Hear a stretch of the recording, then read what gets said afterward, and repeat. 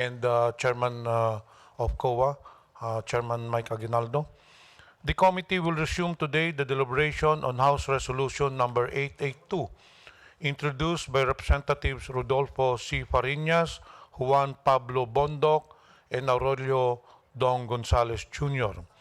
The resolution called for the conduct of an inquiry in aid of legislation on the use by the provincial government of Ilocos Norte of its shares from the excise taxes on locally manufactured Virginia-type cigarettes or the Special Support Fund under Republic Act number 7171.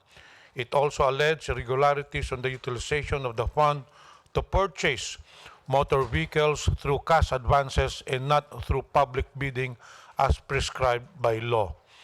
This is the third hearing on the issue, and the committee persisted with its invitation to concerned officials from the provincial government of Ilocos Norte to provide us with necessary information that will assist us in performing our mandate. Their continuing refusal to heed our invitations is unacceptable, and I consider it an affront to the authority vested to this committee. The Committee on Good Government and Public Accountability has the jurisdiction over all matters directly and principally relating to malfeasance, misfeasance, and nonfeasance in office committed by officers and employees of the government and its political subdivisions and instrumentalities, inclusive of investigation of any matter of public interest on its own initiative or upon order of the House. In our inquiry in aid of legislation, the committee aims to legislate effectively by obtaining information from public officials and employees who possesses them. Also, our present deliberation is pursued to inform the public of governmental problems which can be addressed by means of legislation.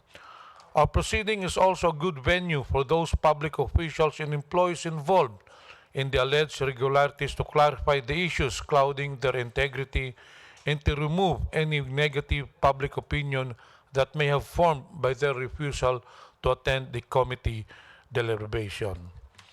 May I first acknowledge, before we continue with the deliberations, may I acknowledge again the presence of our Majority Floor Leader, Rudy Fariñas, members of this committee, Representative Jericho Jonas Nograles, Deputy Minority Leader Eugene De Vera, and the former Governor of La Union, Congressman Pablo Ortega. Today we have invited resource persons. Actually, there are 27 resource persons that we have invited, and may I request, if you mention his name, to please acknowledge the involvement. Of course, Chairman Aguinaldo is present. I would like to thank Chairman Aguinaldo. He's always present in our hearings. He's been giving us time to inform us of the matters pertaining to COA rules and auditing rules and regulations. Governor Amy Marcos, for the record, we have already invited Governor Amy Marcos twice, and this is the third time the second time that any representative. Mr. Chairman, I am Vicentito Lazo, Sangguniang Panalawigan member of Ilocos Norte. I have with me the letter of the Honorable Governor, which I will request to be read to the record at the appropriate time, Your Honors. After we have acknowledged all the resource person. Thank you, Mr. Chairman. We'll give you time, board member. Ms. Marlene Yaguno, State Auditor. Present. Ms. Vicenta de la Cruz, Audit Team Leader. Okay. Ma'am, can you take the seat? Marami naman bakante. Mr. Cornelio Viernes, please take your seat. Meron pa dito. Mr. Risalino Franco. Franco was present. Okay. Maybe you can come forward, Mr. Franco. Dito na lang. Dito na lang. Attorney Rivera, Director DBM. Director Ninita Pailon, DBM Regional Office, present. Mr. Vicentito Lasso, Board Member, Province of Ilocos Norte. You have a letter? Kayo po yun. Oh, yes. Mr. Juan Absing Respicio, Board Member, Province of Ilocos Norte. Mr. Rogelio Balbag, Board Member, Province of Ilocos Norte. Mr. Fidel Simato, Board Member, Province of Ilocos Norte. Miss Portia Pamela Respicio Salenda. She has sent also a letter informing this committee that she is in Hawaii right now. Mr. Ramon Gawat, Board Member. Mr. Domingo Ambrosio, Board Member, Province of Ilocos Norte. Mr. Joel Garcia, Board Member, Province of Ilocos Norte. Miss Maria Elena Nalupta, Board Member, Province of Ilocos Norte.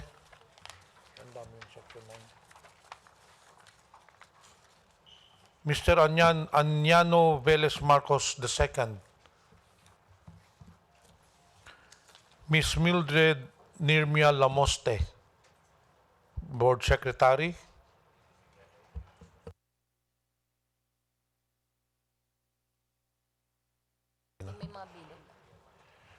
Miss Josephine Kalahate, Provincial Treasurer. Miss Encarnacion Gaor, Office of the Provincial Treasurer. Miss Jenny Dean Hambaro, Office of the Provincial Treasurer. Miss Evangeline Tabulog, Provincial Budget Officer.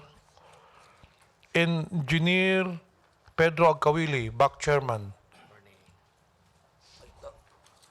Mr. Joseph Castro, Provincial General Services Officer. Miss Edin Batulayan. Attorney Wendell Chua, present. Under Section 9 of our rules, the rights and duties of witnesses. Witnesses shall testify under oath to be administered by the chairperson or by any other person authorized by law. So may I request the resource persons to please stand to take your oath, directing the COMSEC to administer the oath.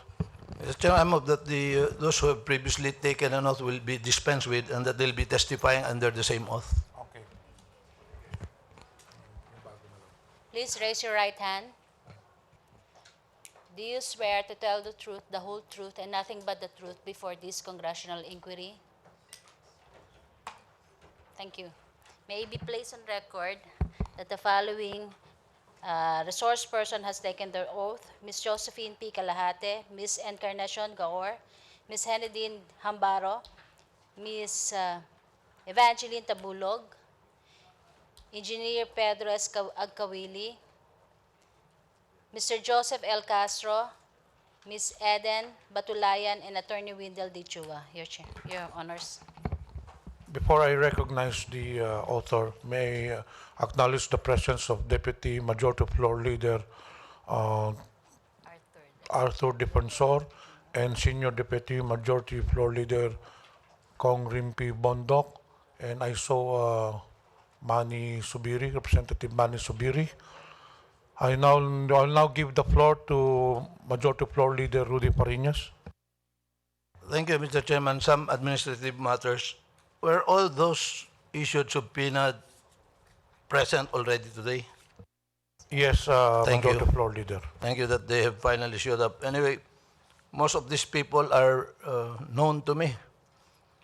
In fact, most of them were, I think, placed in office by me when I was the governor, starting with the provincial treasurer, the accountant, the budget officer, and thank you that you have finally honored this committee. Like we did in the previous hearing, Mr. Chairman, I move that we exclude the other witnesses while we leave perhaps Ms. Hambro, who received the highest amounts of cash advances. I move that they be placed in the holding room, Mr. Chairman. Yes, Majority Floor Leader, we're still checking the room where we could place the other resource persons. Mr. Chairman, may I be recognized, sir? Yes, as what we have agreed, you can now read the letter of Governor Amy Maicor.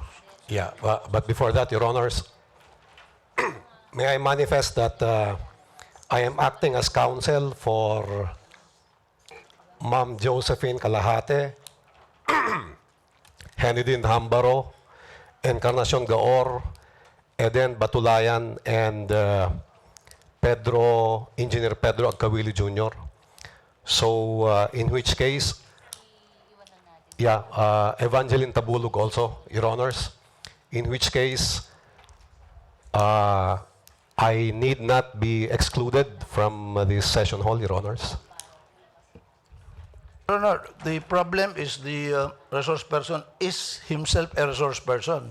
So we will have to afford them a different counsel. Otherwise, he would be listening to all of the testimonies of the witness and he may be called to testify later on.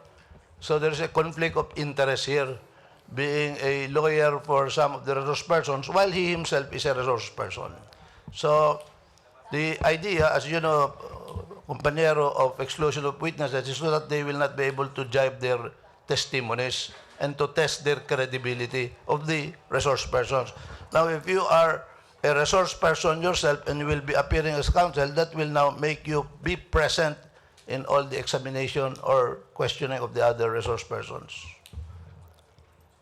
Your Honors, But anyway, I will withdraw that manifestation in deference to you being my good friend. Anyway, board member, you can take the seat. You are one of the resource persons. Sige po, let us proceed. Okay, may I direct the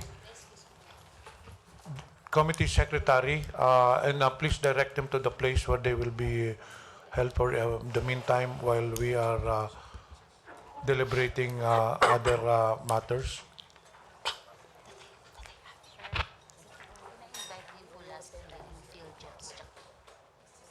Mrs. Hambaro. May it also acknowledge one of the resource or some of the resource persons that we invited. During the last hearing, there was a motion to invite Phil Jeps, no? So we have here OIC Deputy Executive Director Rosa Maria Clemente and Deputy Executive Director Attorney Melissa Yan. So you can stay. And in GSIS, we have Vice President for Insurance Leopoldo Casio Jr. Dr. Flor. May I proceed, Mr. Chairman? Thank you. I direct my questions to Ms. Hambaro. Ms. Hambaro, we have a document here which I will ask the page to kindly show to the resource person. Page. Page. Yeah. Can you kindly, I have here first a check, a voucher. Can you kindly show her this voucher in favor of pay Jenadine Hambaro, and there's a signature here appearing. Kindly ask her if that is her signature, and then there's a check in favor of Jenadine D. Hambaro for the amount of, this is the third one.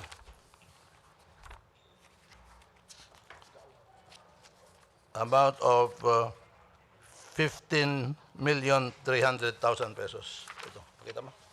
Yan. At saka yung check.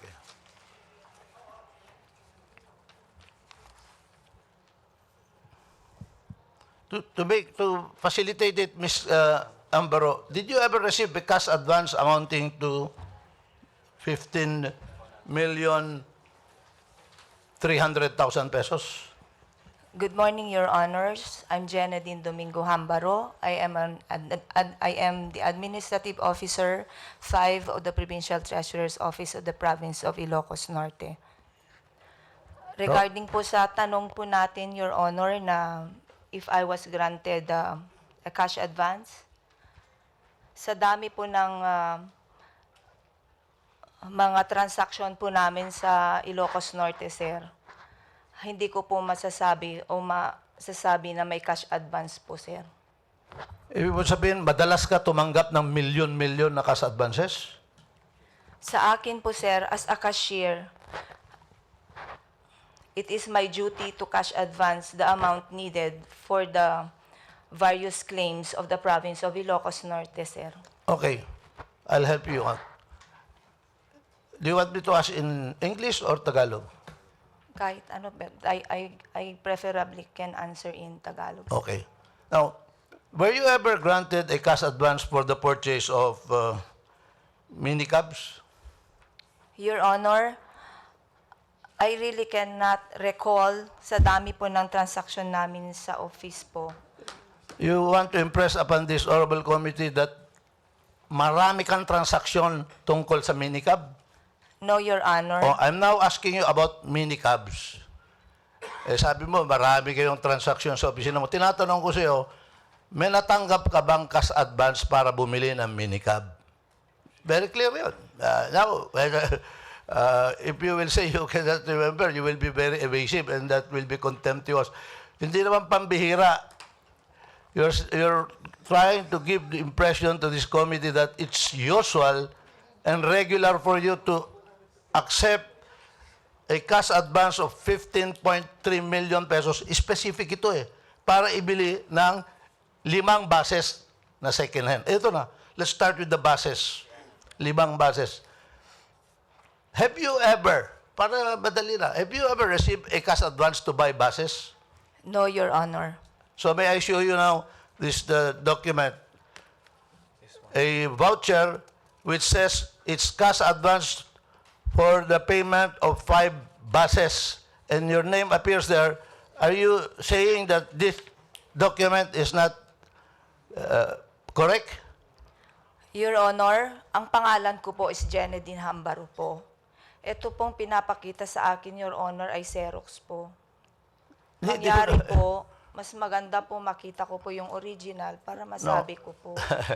You're evasive. Now, just answer me. Wala kang natanggap na amount na 15,300,000 pesos na ipambili mo ng buses na 5? Wala, Your Honor. Okay. And you are aware that the province has buses. Nakita ko po, sir, kasi nandun po sa province namin. You have Ginagamit po. You have no knowledge about the acquisition of these buses? Wala po, sir, kasi hindi po yun ang... Okay.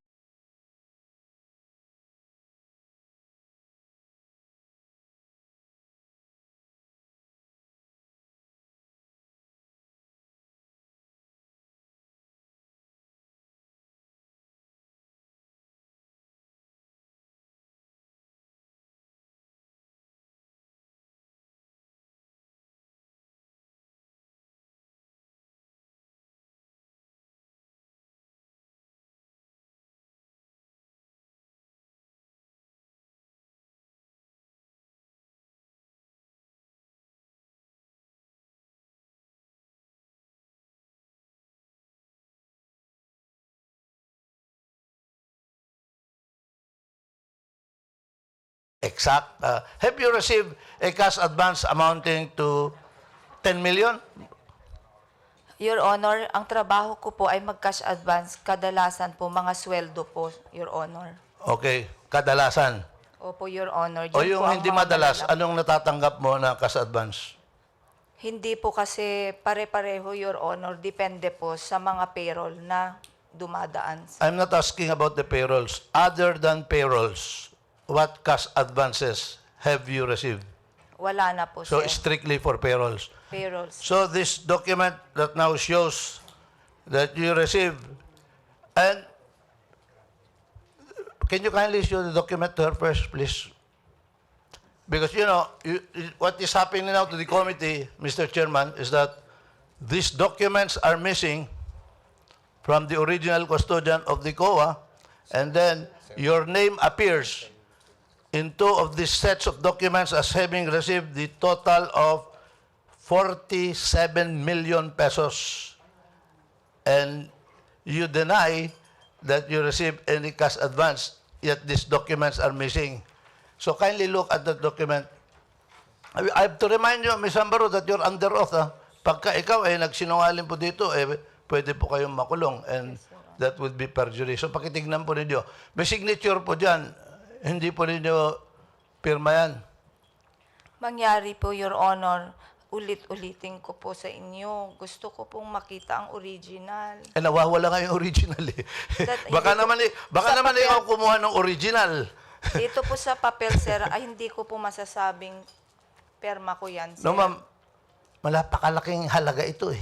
This is a big amount of 32 million pesos.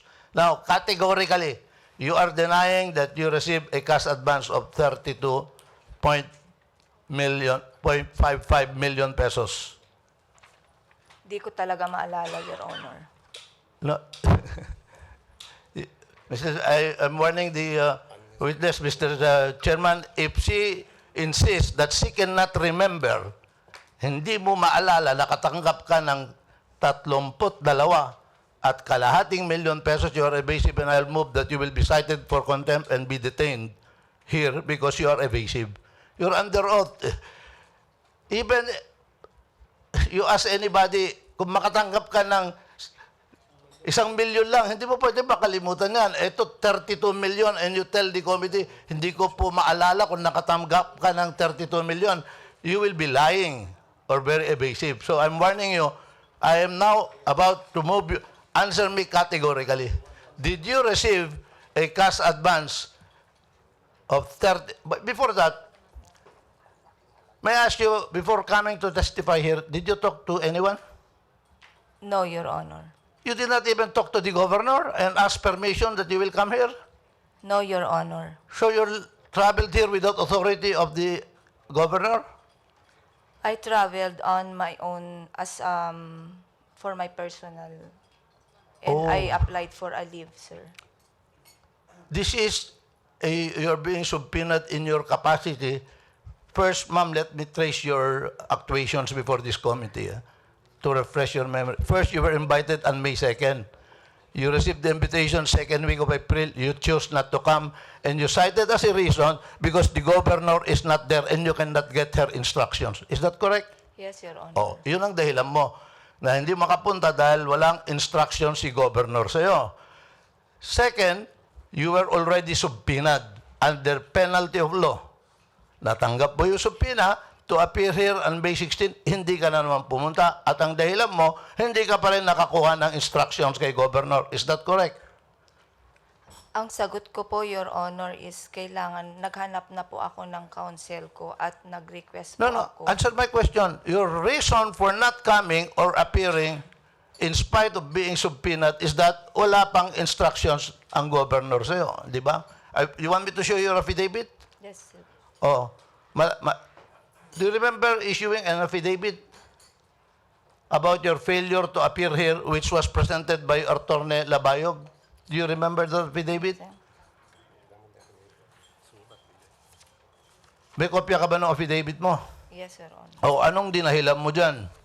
Kung bakit hindi ka pumunta maski ikaw ay nasubpinahan na ng Speaker of the House of Representatives, yung pinakamataas, pang-apat na pinakamataas na opisyal ng gobyerno, at siya ang ama ng Kongreso, House of Representatives, hindi ka pumunta. Anong dahilan mo doon? Naghanap po ako ng counsel ko, Your Honor. And Is that the reason you stated there? And nag-request po ako Pahinga ng... ng kopya. Nag-request po ako ng rescheduling po, Your Honor, dahil 1 day na lang po yung Ma'am, your affidavit. binigay sa akin. Ayan, sir. I'm just waiting for the affidavit, but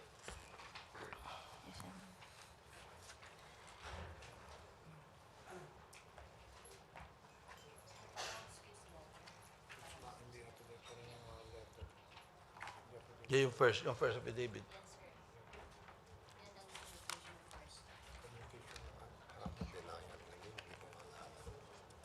Ayan, sir.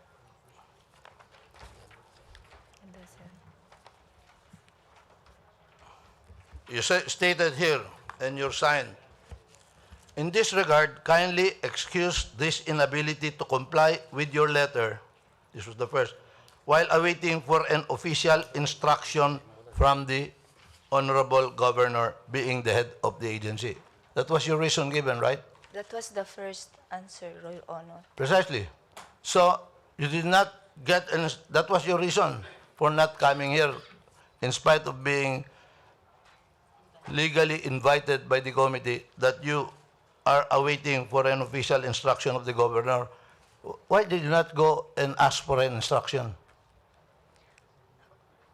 Your Honor, yung natanggap ko po yung letter po, it was April 12, and timely po na Holy Week na po yun. Pero in-inform ko pa rin po ang Honorable Governor's Office po. Pero he was out of the country that time, sir. Holy Week ended on April 16, which was Easter Sunday. April 17, Monday, may trabaho na. Eh, yung hearing namin dito, May 2 eh. So, 14 days bago mag-hearing, alam mo na. And then, are you saying that the governor did not report to work from April 17 until May 2? Ang pagkaalam ko, Your Honor, on the 19th, may sakit na po si Governor, Your Honor. Okay. Now, let me go back to that. Answer now categorically. Did you ever receive, first, a cash advance of 15.3 million for the purchase of buses? Your Honor, hindi ko na talaga maalala sa dami ng transaction sa amin. Mr. Chairman, I move that she be cited in contempt of the committee and she be detained until she's ready to remember, because these are already in the resolution itself and they received copies of this resolution and hindi niya maalala. They could easily, I move that she be cited in contempt. I second, Mr. Chairman. Second. Any objection?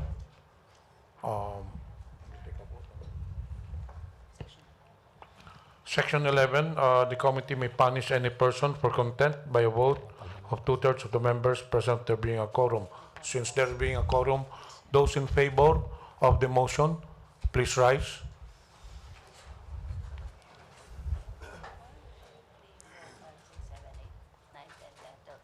We have 12 voted in favor.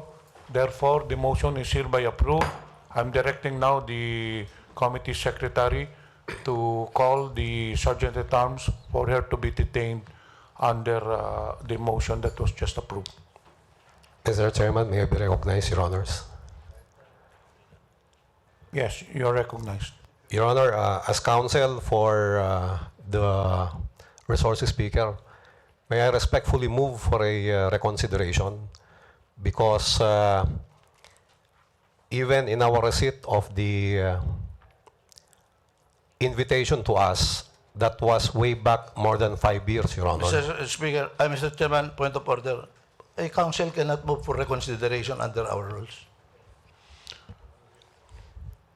The motion has already been approved, so therefore, again, may I direct the committee secretariat to please get in touch with the sergeant at arms and for Your the Honor. detention of Miss Henidine Hambaro. Your Honor, may I request for a reconsideration, Your Honor? Under our house rules, I think there is no more consideration considering that the motion has already been approved. Matagal na po kasi itong transaction na sinasabi ninyo, Your Honor. Unless, of course, you're willing to answer all the questions that have been asked by Majority Floor Leader Rudy Fariñas. Mr. Chairman, as your counsel would advise you, we are not asking you an incriminating question here unless you say that it might incriminate you.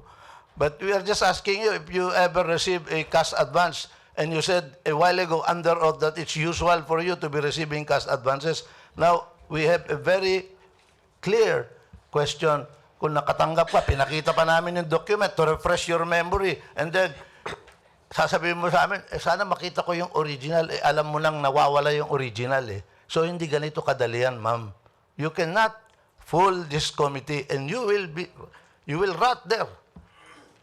In the case of Arnold, he was detained for several months before he agreed to testify. Kasi nga, niloloko muna kami rito. Kung pinapakita namin yung dokumento, hihingin mo na sana yung original. Eh, alam mo nang nawawala dahil ninakaw na ito sa Kapitolyo. Winala na ito sa Kapitolyo. And now, you can ask anybody here o tanongin mo yung nanay mo, yung nanay mo who will always side with you, maniniwala ba yung nanay mo na nakatanggap ka ng 15.3 million pesos hindi ko na maalala?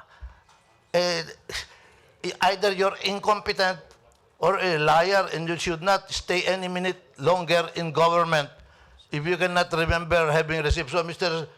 Chairman, the motion is approved. I move for the previous question. Again, we will call for the other witness.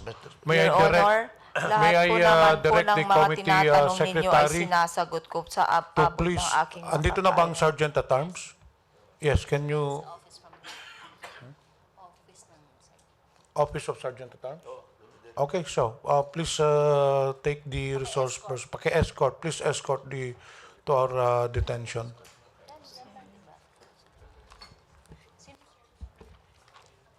Your Honor, may I be allowed to confer with the resources speaker as her counsel?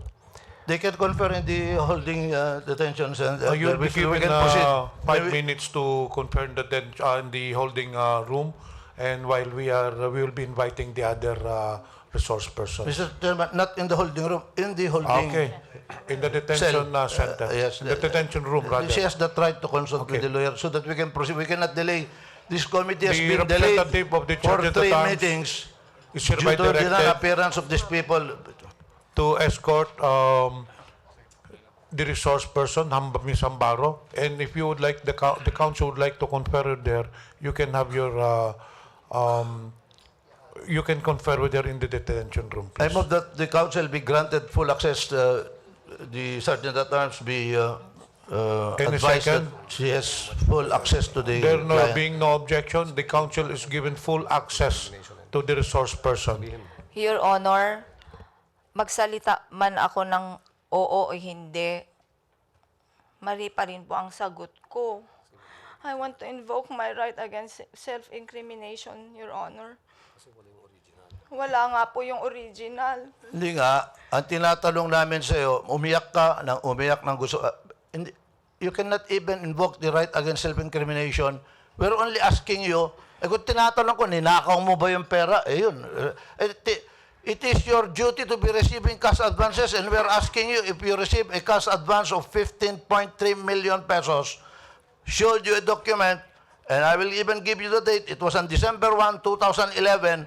Ito, 24 days before Christmas ng 2011. Kung nakatanggap ka naman, biro mo.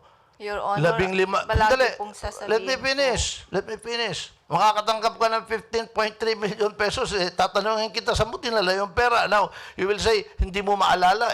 That is contemptuous. You are insulting the committee. So, mangyari po kailangan talaga kung Mr. makita Chairman, yung let's proceed, original, please. Your Honor. I am hereby directing the representative of the Sergeant at Arms to please escort Ms. Nadine Hambaro to the detention room together with her legal counsel. Attorney or board member, I suggest that you talk first with your, Ms. Nadine Hambaro before we can entertain any suggestions from your side. So, na-approve na po ang motion eh. The motion has already been approved. And then under Section 11, the contempt committee shall be deemed contempt of the House. The persons cited in this section may, upon order of the committee, be detained in such place as the chairperson or acting chairperson may designate. Under Section D, or under Section C, refusal to answer any relevant inquiry. So that wala na pong gulo, kung pwede lang, please comply with the order unless we, of course, bodily carry your resource person. that will be my next motion. If she still does not budge in her seat, we will have her bodily drug, Mr. Chairman. Ay, sandali lang. Board member, you can confer with her in the detention room. Yes, Your Honor, but Mr. Chairman, before that, can I cite Section 13, no? Appearance of counsel of the rules of procedure governing inquiries in aid of legislation. So, Your Honor, you will know your position before this committee. These are the rules of procedure of the House of Representatives governing inquiries in aid of legislation. Duly published. These have been used many times over. So, Section 13, the appearance of counsel. The person at whose instance the inquiry was initiated may be represented by counsel. A witness shall be informed by the committee or subcommittee of the right to be represented by counsel. When informed by a witness of the desire to be represented by counsel, or when such witness requests to be represented by counsel, the committee or subcommittee may provide a counsel de officio or allow such witness to choose own counsel and be assisted by the same. Sir, this is the relevant portion. The participation of counsel for the witness during the hearing and while the witness is testifying shall be limited to advising on the legal rights of said witness. So, Your Honor, kindly do not engage the committee. If there are questions about the rights of the witness, definitely, you may be consulted. But it is not for you, sir, to make a motion before the committee or to engage in debate with the chair or any other members. May I continue, please? Counsel for a witness shall conduct oneself in a professional manner and shall observe proper decorum. Otherwise, upon a majority vote of the members present, there being a quorum, such counsel shall be subject to contempt or to such other disciplinary action that may include censure and removal from the room where the hearing is being conducted. A counsel ordered removed from the room where the hearing is being conducted may, upon such counsel request, be allowed to remain in the room as an observer. May. The counsel shall sit in the place reserved for the general public and shall have no participation in the proceedings. This is Section 13 of our rules, Mr. Chair. Anyway, we have already invited the next resource person, so I suggest Board Member Lasso to please confer with with Ms. Senadine Hembaro, because we will be letting the other resource persons. We'll be questioning other resource persons. We have decided already on the matter of Senadine Hembaro, and we cannot entertain any more considerations from your side. Your Honor, before I do that, may I be allowed to read the letter of the Honorable Governor as ruled by the Honorable Chair earlier, Your Honor? Yes, please do. Mr. Chair, No, we will allow first Congrimpi to read the letter of Governor Amy Marcos as agreed earlier. Mr. Chair, may I just cite Section 9 of our rules, now, rights and duties of witnesses. It is under Section 9, Mr. Chair, that witnesses shall testify under oath to be administered by the chairperson or by any other person authorized by law. It has been a much abused practice many times that resource persons read the letters of people not sworn in under our rules and under our committee secretary. This is tantamount also to hearsay. Before we accept the letter, the person giving the letter must first also be administered the oath. Or else, as the witness herself was alleging, it is merely a scrap of paper that we cannot verify who really was the author of said letter. Under Section 9 of our rules, Mr. Chair. Board member, may we know if you have an authority from Governor Amy Marcos that you are the authorized legal counsel or you are the authorized representative of Governor Amy Marcos in this proceeding? Do you have any official letter or authority from Governor Marcos? Do you Your have Honor, any letter in possession right now? Your Honor, first off, I was administered the oath on May 16 when I appeared before this August body. And insofar as the authority of the Honorable Governor, the Honorable Governor, Your Honor, is on medical sick leave.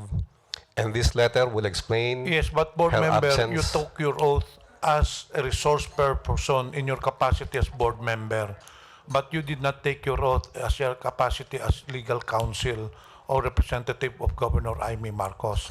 These are two different things. Well, Your So Honor, again, may I ask if you have any authority from Representative Marcos authorizing you to represent her? I have been authorized to Verbally. deliver the letter and to read You have it. been authorized to by the Governor record, Your Amy Honor. Marcos to read the letter verbally, but we want an official letter authorizing you to be her representative. Mr. Chairman, in fact, I was the chairman of the Rules Rewriting Committee. The purpose of a resource person testifying under oath is so that he or she can be held for perjury if she gives any statement before this committee of Congress. Otherwise, sayang ang trabaho natin dito kung people are allowed to just... Now, first, is that letter under oath? Your Honor, as I said, the Honorable Governor is on medical sick No, leave, is the letter under oath? so she had no opportunity to have this under oath. No, Your you Honor. are a lawyer, you could have subscribed that under oath, you could have gone... But we cannot accept testimonies here which are not under oath. It will pollute and contaminate our records because it's not under oath, Panyero, and you know that. Even if it were an affidavit, if she cannot be cross-examined with that affidavit, it will still be hearsay. So we cannot allow records here. Now, we have other witnesses. That should be our least concern now. We will be given opportunity. We can wait for her in July, and she can testify under oath.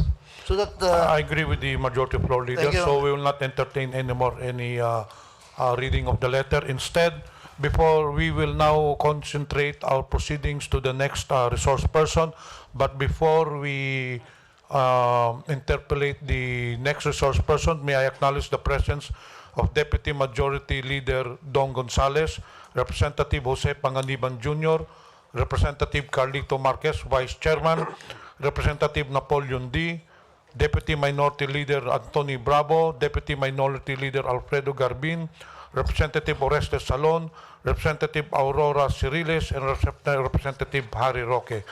We now have here in our conference room the presence of the next resource person, Ms. Encarnacion Gaur, Office of the Provincial Treasurer. Majority Floor Leader. now call on Ms. Encarnacion Gaur, Mr. Chairman. Is she here now? Yes. Ms. Gaur, how long have you been employed in the provincial government of Ilocos Norte? When were you first employed in the provincial government of Ilocos Norte?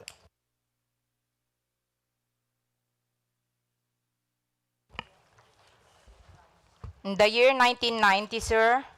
Oh, so I was still the governor when you were employed. Yes, sir. So I issued your appointment. Yes, Ay, sir. congratulations. Now, we have, for your information, Ms. Gaor, Ms. Henedin Ambaro was already cited in contempt by this committee and has been ordered detained for refusing to answer a simple question.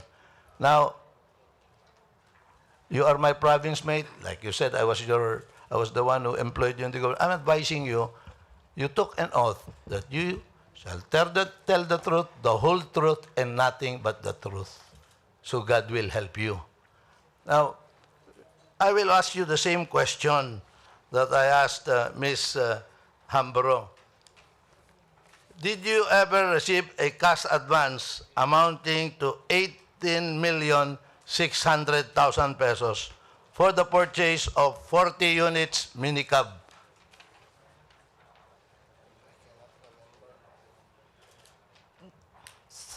Kasi kaya namin pinakontem si Ms. Sambaro, nagkakaroon ng, hindi ko ma-remember, walang naniwala sa amin dito.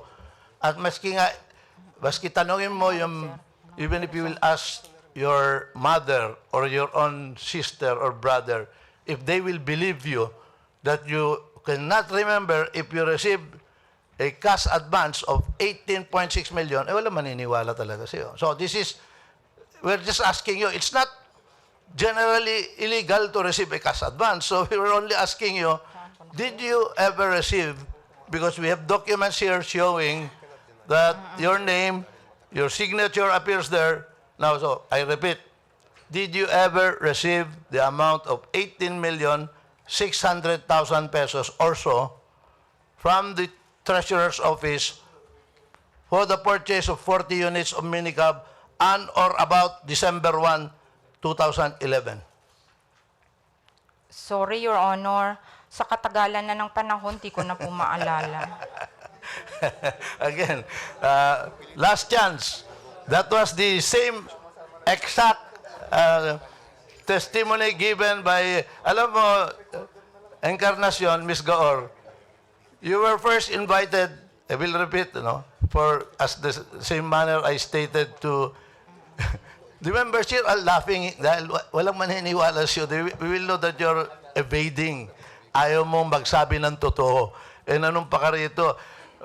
Tanongin mo, maski sino member dito, and I will immediately stop this. If anyone will believe you, kung may maniniwala sa'yo na nakatanggap ka ng 18,600,000 pesos, maski nung grade 6 ka, at hindi mo matandaan, wala maniniwala sa'yo. Dahil 18,600,000, napakalaking pera yan. And that was if you will say, sa katagalan, eksakto pa yung sinabi ng isa eh. Sa katagalan po ng panahon, hindi ko na po maalala, sa dami po namin ng transaksyon. Hindi ko naman tinatanong. Siguro kung tinatanong ko, nakatanggap ka ba ng ganito para sa sweldo? Madalas siguro yun. But para bumili, ito lang, tulungan kita. Huwag na muna yung amount. Did you ever get a cash advance for the purchase of minicabs? Ay, madali na siguro yan. Yung amount, di ko na sinasabi. Nakaawat ka, antikwarta.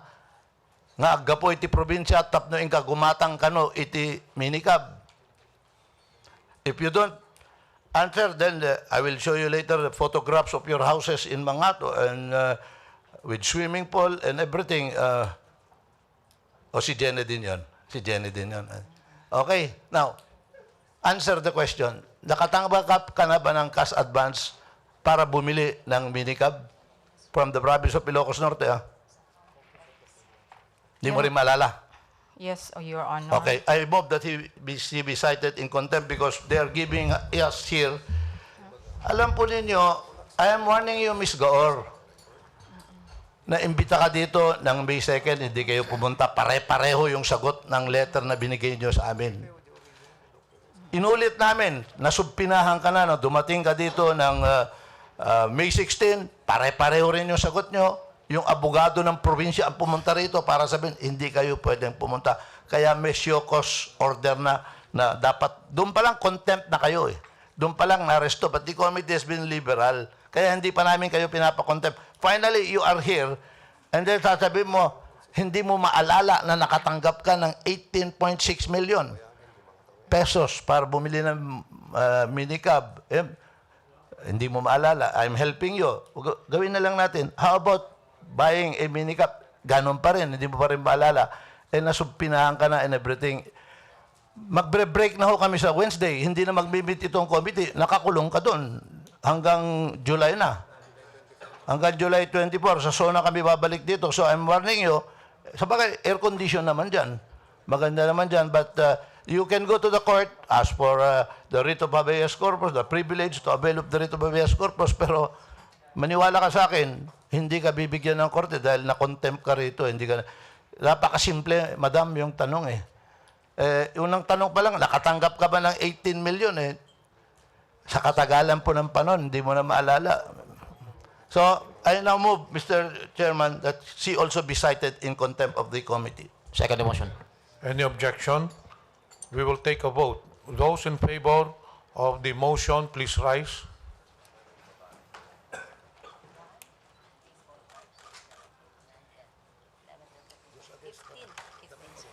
Those against? 15 ang 15 in favor, none against. The motion is hereby approved. Under Section 11, contempt, the committee may punish any person for contempt for refusal to answer any relevant inquiry. Contempt of the committee shall be deemed contempt of the House. Therefore, the person cited in this section may, upon order of the committee, be detained in such place as the chairperson or acting chairperson. We are hereby directing the Sergeant-at-Arms to detain the said person. Our next resource person will be Josephine Kalahati. Josephine Kalahate. May I request the Secretariat to please invite the next resource person, Josephine Kalahate. Josephine Kalahate is the Provincial Treasurer of Ilocos Norte, whom I believe issued the check for these 3 transactions. Before we proceed, may I recognize Deputy Speaker Gwendolyn Garcia. Your Honor,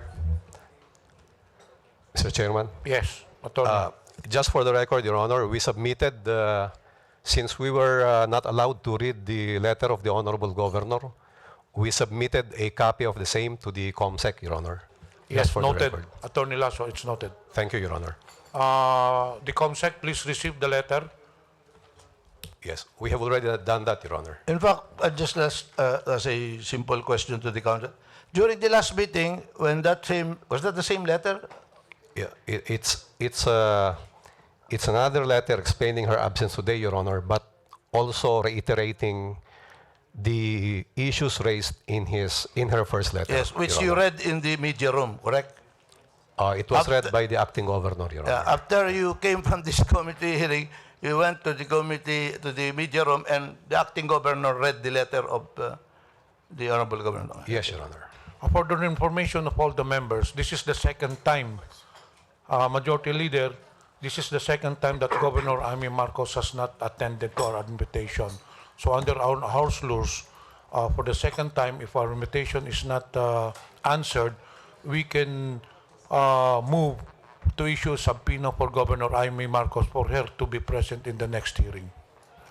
Mr. Chairman, in view of the circumstances you have just mentioned, I move that we subpoena the Honorable Governor of Ilocos Norte, the Honorable Jaime Marcos, Your Honor. So move, Your Honor. Second, Any, Mr. Chairman. any objection? There being none, the motion is hereby approved. May I proceed, Mr. Chairman? Yes. We have here the Provincial Treasurer, Ms. Josephine Calahate. Ms. Calahate? Yes. When were you appointed or when did you assume the office of Provincial Treasurer? 1997, Your Honor. So that was the year, ako pa rin ang governor nun. Yes, Your Uy, Honor. congratulations, Madam Treasurer. Two of your employees have already been detained, Ms. Gaor and Ms. Hambaro, for being evasive. And I wish to congratulate. It's the birthday of your grandchild today? Yes, Your Honor. Grandchild? Grandson? Granddaughter? My first and only granddaughter, Your Honor. Congratulations. You know why I know? Because tomorrow is the birthday of my mother. 96th birthday. Dahil 96th birthday, siyempre, Fort Ilocos naman kami. Pupunta sana yung mga apo, pamangking ko, sa Fort Ilocos, hindi makapasok dahil na-reserve mo raw for the party tonight of your 1-year-old Hindi po doon. grandson. You are Hindi not po. celebrating at the Fort Ilocos? No, Your Honor. Oh, that was the wrong information given me. That's what they told me. Did you cancel or? No, Your Honor. Where is Plaza del Norte, Your Ay, Honor. Plaza del Norte. Okay, thank you. Anyway, ma'am, I will ask you the same question. We are investigating here. You already know the subject of this investigation, di ba? It's there in the resolution. It's about 3 cash advances. Now, being the treasurer of the province of Ilocos Norte, all cash advances are approved by you, right? It is signed by me, Your Honor. Yes, because you will have to sign the purchase request, right? Yes, Your Honor. The disbursement voucher, right? Yes, for cash advances, Your Honor. Obligation request, right? I don't sign in the obligation Okay. request, Your And the Honor. check. Yes, Your So Honor. there will be 3 occasions where you will sign or participate before this money is paid out, right? Correct. Yes, Your Now, Honor. let's start with the smallest amount.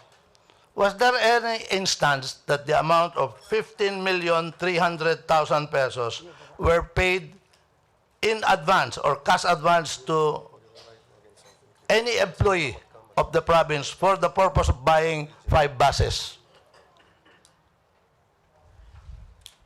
Second-hand buses. Meron kaming kopya ng voucher dito, kaya lang may nagnakaw doon sa mga dokumento sa loob ng COA office. And then, para lang maintindihan mo, ma'am, kung bakit medyo the committee feels contemptuous. First, you were invited on May 2nd, the first day of our session. You received the invitation before the Holy Week, April 7 or 8. You did not show up because you said you were awaiting instructions from the governor. Is that correct? When we received the First notice, as resource speaker, Your Honor, the governor was abroad. And then when the honorable governor arrived, we forwarded the letter for our travel authority, Your Honor. But we were advised that she is on sick leave. And thereon, Your Honor, we were not able to receive any action. Okay, but what you stated there in your letter is while awaiting instructions from the governor. Is Yes, that Your correct? Okay. awaiting for authority, Your Honor. Hindi kayo nagpakita ng May 2nd. So, the committee, pursuant to our rules, issued a subpoena. Yes, Your Honor. Natanggap nyo yung subpoena on a Friday. Ang hearing was, you received it on a Monday, yung hearing was Tuesday, which was May 16. You received it May 15 at 9 in the morning. They brought to your office and you personally received the subpoena. Is that correct? Yes, Your Honor, May 15, Your Honor. Hindi ka na naman pumunta. You did not show up again on May 16. And nakalagay, nabasa mo ba sa subpoena, fail not under penalty of law. Yes, I read, Your Honor. But you disregarded the subpoena signed by the Speaker of the House of Representatives and our very distinguished chairman here. Hindi ho kayo sumipot. Now, third hearing, finally you are here, and then yung two witnesses, I'm advising you, dahil kaibigan kita, nag-iyam ta eh. You are my protege and everything, so I do not want, kawawa naman kayo, wala naman yata ganito ng panahon ko, na nasasubject kayo sa mga ganitong napakalaking cash advances naman. Now, ito 66,550,000 pesos were given in advance by way of cash to certain employees. Two actually. Now, first question, ma'am. Yes, Your Honor. Did you ever sign a purchase request and or a disbursement voucher and or a check for 18.6 million pesos on or about December 1, 2011 for the purchase of 40 minicabs? 2011. Your Honor, if It was in favor of Encarnacion Gaor for 18,600,000 pesos. If it would merit the honorable congressman's consideration, may we be allowed to see or Document. to have time to see the Look at the original? document. Alam mo na, nawawala yung document eh. In fact, the COA wrote to you. Sumagot kayo sa COA eh. Wala na kaming kopya eh. Nandun sa COA. Yun ang, you have here your letter. Oh? I will read it to you. The letter you submitted to the COA. Na even if they were asking you to give the copies of subject, this was a letter written by the COA of the province to you, asking you that you submit the copies of disbursement vouchers pertaining to the cash advances and their corresponding supporting documents, copies of liquidation vouchers, reports on the aforementioned cash advances, complete documents in the conduct of procurement of multi-cabs, buses, and mini-trucks. Ito sagot nyo. Sagot ng accountant and the Bit Agkawili. This is to inform you that we cannot provide you address to state auditor for team leader, audit team leader. We cannot provide you the requested authenticated copies of the following as per your letter dated May 4, 2017. Yung mga binanggit ko na for the reason that the original vouchers are no longer in our custody. Kaya nga, ito yung palusot ng lahat ngayon. But, I repeat, did you ever approve purchase request and or disbursement voucher and or check in favor of Encarnacion Gaor for the amount of 18,600,000 pesos for the purpose of purchasing 40 units minicab? To refresh your memory, can you, Paige, also show her the same document dahil siyempre provincial treasurer ka, mas magaling ka naman kaysa imposibleng makakalimutan mo ito. Purchase request, 40 units, minicab, dated November 22, 2011, page 1, signed, cash availability, Josephine Kalahate, signature over the name, with approved by Amy Marcos, requested by, andito rin si Attorney Chua. We will ask Attorney Chua later on. Did you ever request? Puro pareho kayo sasabihin dito. Talagang magbabakasyon lahat kayo doon. Attorney Wendell Chua. And then, obligation request. Nandyan din si Pete Agkawili. Nandyan din si Attorney Chua. Nandyan si Budget Officer. May mga pirma rin sila dito. Now, disbursement voucher. Sayang, if you will cooperate, you can go home and catch the plane of your grandchild's birthday. Pero kung niloloko mo naman yung committee dito, kawawa naman kayo. And then, I'm already advising you in advance, sa akin din kayo magmamakawa, but I am not the committee. This is not a contempt of Rudy Fariñas. This is a contempt of the House of Representatives. This is a contempt of the Speaker.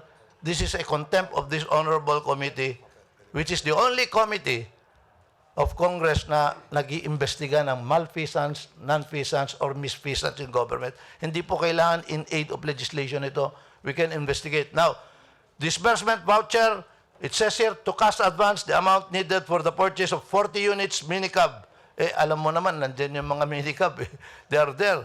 For distribution to different barangays of Ilocos Norte, as per supporting papers here to attach. Amount, 18,600,000 pesos. Box A, certified, Eden Batulayan, accountant. Box B, certified, funds available, Josephine P. Kalahate. Kompleto, pati tatak ng kuwan yung nga lang, nawala yung mga original dahil siyempre, kung sino yung may kagagawan ng anomalyang ito, pinanakaw o pinawala yung mga dokumento. Kaya nga, yun ang mga palusot lahat dito ngayon. But believe me, ma'am, meron pong second best evidence rule dito. Hindi po ganun kadalian. I'm advising you because if you continue to stonewall, I'll bring this to the ombudsman also. And or, iba pa rin dito. I-investigate pa rin namin ito. Then, signature, pati nga lahat ng, ang daming signature dito, punong-puno. Ipapakita ko siya. And then, finally, a check for the amount of 18,600,000 pesos signed, Josephine P. Kalahati, Provincial Treasurer, Amy R. Marcos, Governor. Mr. Page, can you kindly show the witness? 3 sets po ito. Kung gusto mo, pagsabay-sabayin ko na. Nagmamadali ka yata. Josie, napakadali ito 18.6 million for 40 minicabs, 15.3 million for 5 buses, and the third transaction, 32,550,000 for 70 photon trucks. Paano mo makakalimutan yan as the treasurer? This amounts to 66,550,000. Wala pong maniniwala sa'yo, maski si Berhel na mister mo, will not believe you na hindi mo alam na may ganitong transaction. You would be lying if you say you do not remember. Kasi nga, yes ma'am, you don't remember? Your Honor, may I respectfully invoke my right against self-incrimination para makita ko sana yung original, baka may discrepancy or Hindi ko naman, kamali, Your Honor, because I am under oath and kung po pwede po, Your Honor. no ma'am, very with my simple yung question ko bendedness. Okay, forget that document if you don't want to look at it. Very simple. Did you ever sign a cash advance voucher for the payment of 40 units minicab for the amount of 18.6 million pesos in favor of one Encarnacion Gaor? Your Honor, I invoke my right against self-incrimination. Why, is it a I refer- crime? Is it a crime to give a cash advance? Hindi, Your Honor, pero yung original sana, No, if the COA will be able to locate for it, Your Honor. Okay, so warning. This is my final warning. I am just asking you a simple question. Forget the document. I'm just asking you, Do you remember? Yung pinakamalaki ng amount, para siguradong hindi mo makakalimutan. 3 transactions ito. Alam mo yan, nandiyan yung mga multi-caps. Alam ng buong probinsya. Tiyentero probinsya ito, umutot na pasamak ti dito. Yung ebda kayo, siyempre, agina building kayo, agina solpeng kayo. Mamuta yun. Now, most recent, September 12, 2012. Do you recall ever signing a purchase request and or disbursement voucher and or check amounting to 32,550,000 pesos purportedly for the purchase of 70 photon buses from 7171 funds in favor of Jenedine Hambaro? Your Honor, 2012. Yes, ma'am.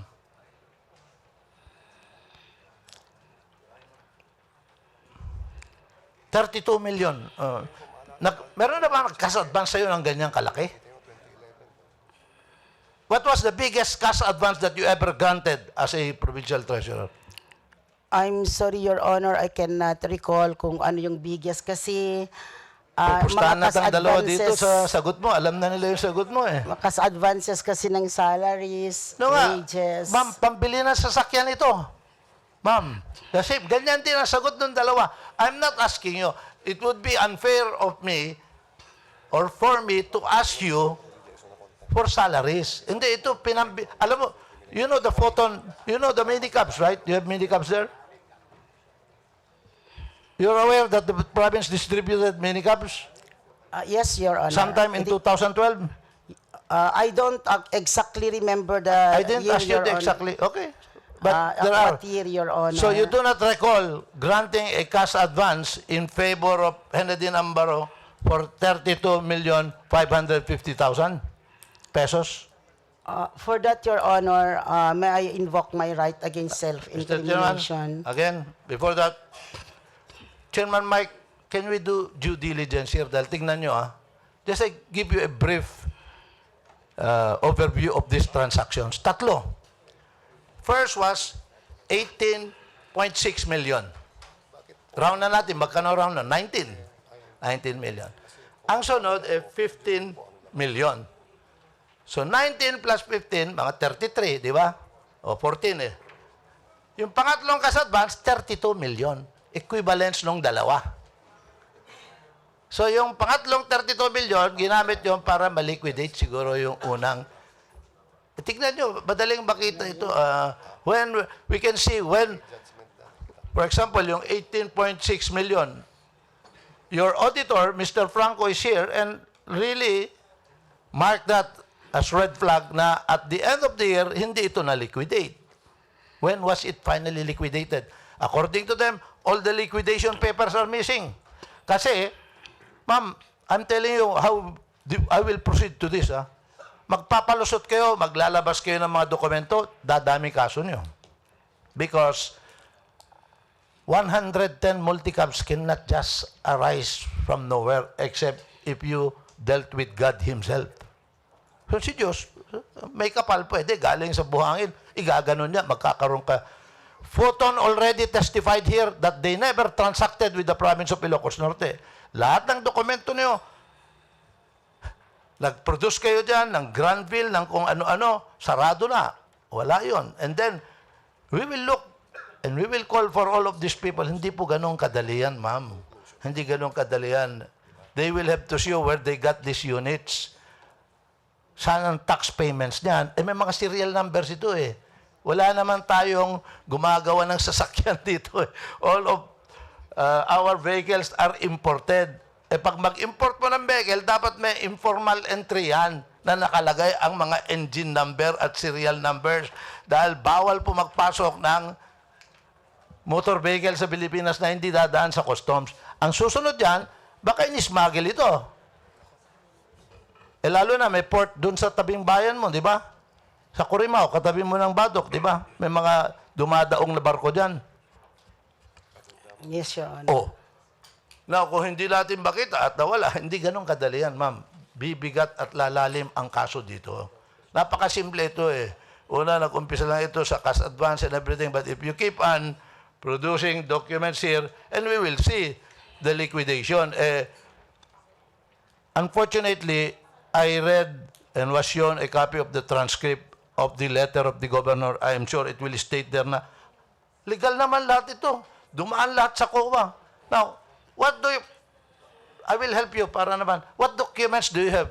Yan, hingin na lang natin para mas maganda. Una-una, bumili ba ng probinsya ng 40 units na minicab? Yes, Your Honor. Oh, meron what do you po. have documents for this? We have the acknowledgement receipts. No, the of vouchers. Where are the vouchers? According to the provincial accountant, Your Honor, all were submitted to the Commission on Audit, Your Honor. Yun nga yung may kopya kami na cash advance binili ito na walang bidding. Winalan nyo o nawala. Nawala na. So, dyan. So, wala kayong liquidation na hawak nito. On my part, Your Honor, I don't maintain a copy. Okay? You are the custodian of the funds. 66,550,000. Meron malversation by negligence, ha? Hindi mo alam. Funds amounting to 66,550,000 pesos are gone. They have been perpetually spent for motor vehicles. But now you say, wala kayong documents, wala kayong... hindi ganun po kadali yan, ma'am. Talagang mahababang iyakan ito. I'm advising you, delikado po itong ginagawa nyo. You are conspiring, and if you are in a conspiracy, this will lead to plunder. Maniwala kayo sa akin. Because the amount is more than 50 million, nag-uusap-usap kayo lahat. And I'm sure we will see the requisitioning officer. Ay, wala na ho eh. Hindi ko na maalala. Wala na yung dokumento. Mr. Chair, Governor Marquez. nawawala din po ba yung returned original checks? Yan. Ang tatanungin ko nga, At saka ho yung bank financial statements Yan. ng probinsya. kasi governor din ito si Lito Marquez sa Katolco, 3-termer. You have the return of the original text. Yes, it is submitted to the provincial accountant for the bank reconciliation, Your Honor. So it's with him. After the bank recon, it's submitted to the Commission on Audit also, Your Honor. Mr. Chairman, may we hear, because these are not together. Magkahiwala ito, di ba? Yung check o... Now, in fact, you see the inconsistency of the position of the governor. Now, all of these are regular transactions pero wala kayong mapakita eh. Wala kayong mapakita. May pinapakita kami rito, hihingin nyo, Xerox lang po yan, hindi po namin nakikita yung original. Nawawala na po lahat ang dokumento nito. Now, before makontempt ka, at I will avail of your presence, what was the latest purchases that you made on multicabs? Meron doon sa Takwat. And we will show you the picture. Pakita nga nyo yun sa Takwat. Mga bagong puti na multicab. Are you aware of these multicabs, Madam Treasurer? When was the last purchase that you made? We didn't purchase any like that, Your Honor. Ito, hindi. No, Your Honor. But you've seen them. No, Your Honor. Honorable Lasso, have you seen this? Any of this equipment? What we have in our province, Your Honor, is the red one, which was shown No, this earlier. white one in Takwat. Apparently, they were moved from Takwat. They've been moved to Corimao. But We- you've not seen any of this? The white that we see is with the green, the one with your portrait and that of the Honorable Board Member Ria, not this one. Are you trying to ridicule me? I'm asking you about this one. You respond to the question. No, we never see that, Your Honor. I never asked you about about the green one with my portrait and thank you. Now, so you never saw this in Takwat. You said a while about the Honorable Da Vinci. Have you seen this at Takwat? No, Your Honor. You remember what you said the last time? Yes, I remember, Your Honor. What I said was, I've seen a number of multicabs, but not like that. Not like this one. Not like that, Your Honor. Okay. So the mystery deepens. But you know, so when was the last time, Madam Treasurer, that you purchased a mini cabs, multi cabs? Yung last na lang para mas madali mo maalala. I don't remember, Your Honor, the year when... Pero, What ilan? I know is there are multi-cabs being distributed to barangays used by tobacco or farmers in the transport of their products, Your Honor. Sige nga, pakita ko nga. Ayan, sige. May I see the RS. So you've seen the farmers, the ones using this multi-cabs. Now, kanina, Yes. hindi nyo makita. Now, who are the farmers that you saw using these multi-cabs? Can you identify them? Under oath, So, sino yung... Lali papakita ko siya, maski poblasyon ng lawag na wala naman tobacco, nakatanggap ng multi-cab. Now, you're saying, who are the farmers, tobacco farmers that you saw using these multi-cabs? I cannot mention, Your Honor, basta nakikita ko na nagagamit, Your Honor. No, you stated that you saw tobacco farmers using them, right? Farmers, yes, Your Honor. Kaya nga, sino ang tobacco farmer na nakita mo na gumagamit nito? Mga farmers, Your Honor. Isa lang hinihingi. O sinong farmer ang nakita mo na gumagamit nito? Basta, You are if lying, I pass ma'am. by, Your Honor, nakikita ko na may mga multi-cab nagkikerry ng mga products nila or mga rice, ganoon, Your Honor. Kanina, being Somewhere used in by Paway. tobacco farmers, sabi mo na ngayon, rice na and... Sorry, Your Honor, Mr. Spokesman, I move that the witness be cited in contempt for her refusal to answer about the cash advances. Before we act on the motion, I have an observation. I would like to refute the statement of Josephine Calahate on 2 points. First, you mentioned that all the documents from the accounting office, sinabit na po ninyo yun. That is not the process. In all agencies, even in local government units, the accountant in all transactions must have a copy. That is why if there is an audit observation memorandum, you are required to produce the copy of those copies of the documents. On the second point, you said that the return checks are submitted to the COA. That is not the practice, that is not the process. The return checks are always with the Treasurer's Office. So nandun po sa inyo, you never submit the return checks. It is not required. May I know if from Chairman Aguinaldo, if is that yung bang proseso? Do we submit all the return checks from the Treasurer's Office to the COA? Accountant. Normally yung bank statements lang po. Yung Oh, original see, bank that is why statements. I was a former governor. I know these transactions. You only submit the bank statements for their evaluation for the annual audit. So you're already lying, ma'am. So there is a motion for her to be cited for contempt. Any second? Second. Those in favor of the motion, please rise.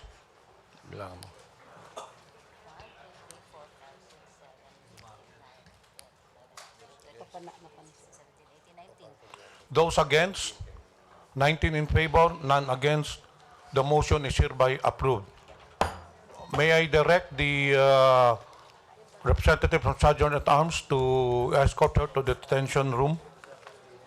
Mr. Chairman, may I now call for the for Attorney Chua, Attorney Chua. former provincial administrator.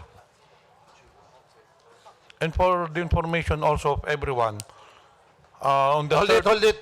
Sorry, let's call for the accountant first, the accountant. accountant. Accountant is Eddie Batulayan. And for added information, Majority Floor Leader, she mentioned that the minicabs were seen in the possession of barangay captains, farmers. But in the ARE, they were received by provincial board members. Provincial board member Eddie Marcos, provincial board member Sornel, provincial... Kapitan ba to? Why is it PB? Okay. Kapitan ba yan? I stand corrected. May I acknowledge the presence of Deputy Majority Leader Victoria Noel, Representative Leopoldo Batawil, Representative Paulino Doy Liachon, Representative Sherwin Tugna. we are directing the Com Secretariat to please invite to the conference room Ms. Edin Batulayan, Accountant 4 from the Provincial Accounting Office, Ilocos Norte.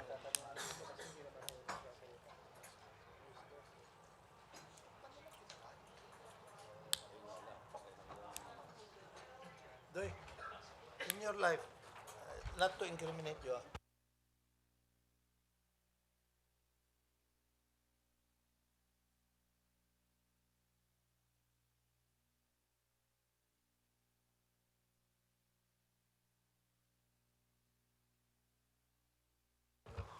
Comsec, please invite Ms. Edin Batulayan, one of the resource persons.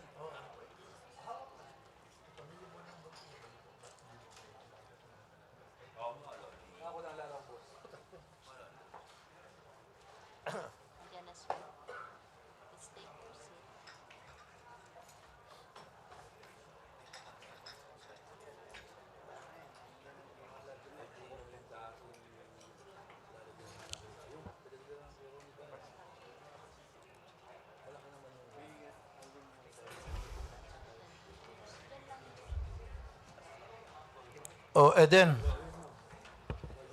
May I proceed, Mr. Chairman? Present one of our resource persons, Ms. Edin Batulayan, Accountant 4, the Provincial Account from the Provincial Accounting Office, Ilocos Norte. Ma'am Eden, Eden. Oo. Sa Ilocos kasi Eden, tawag din. Three of your colleagues have been cited in contempt by the committee and are presently detained at the Office of the Sergeant at Arms for refusing to answer simple questions. Napakasimple.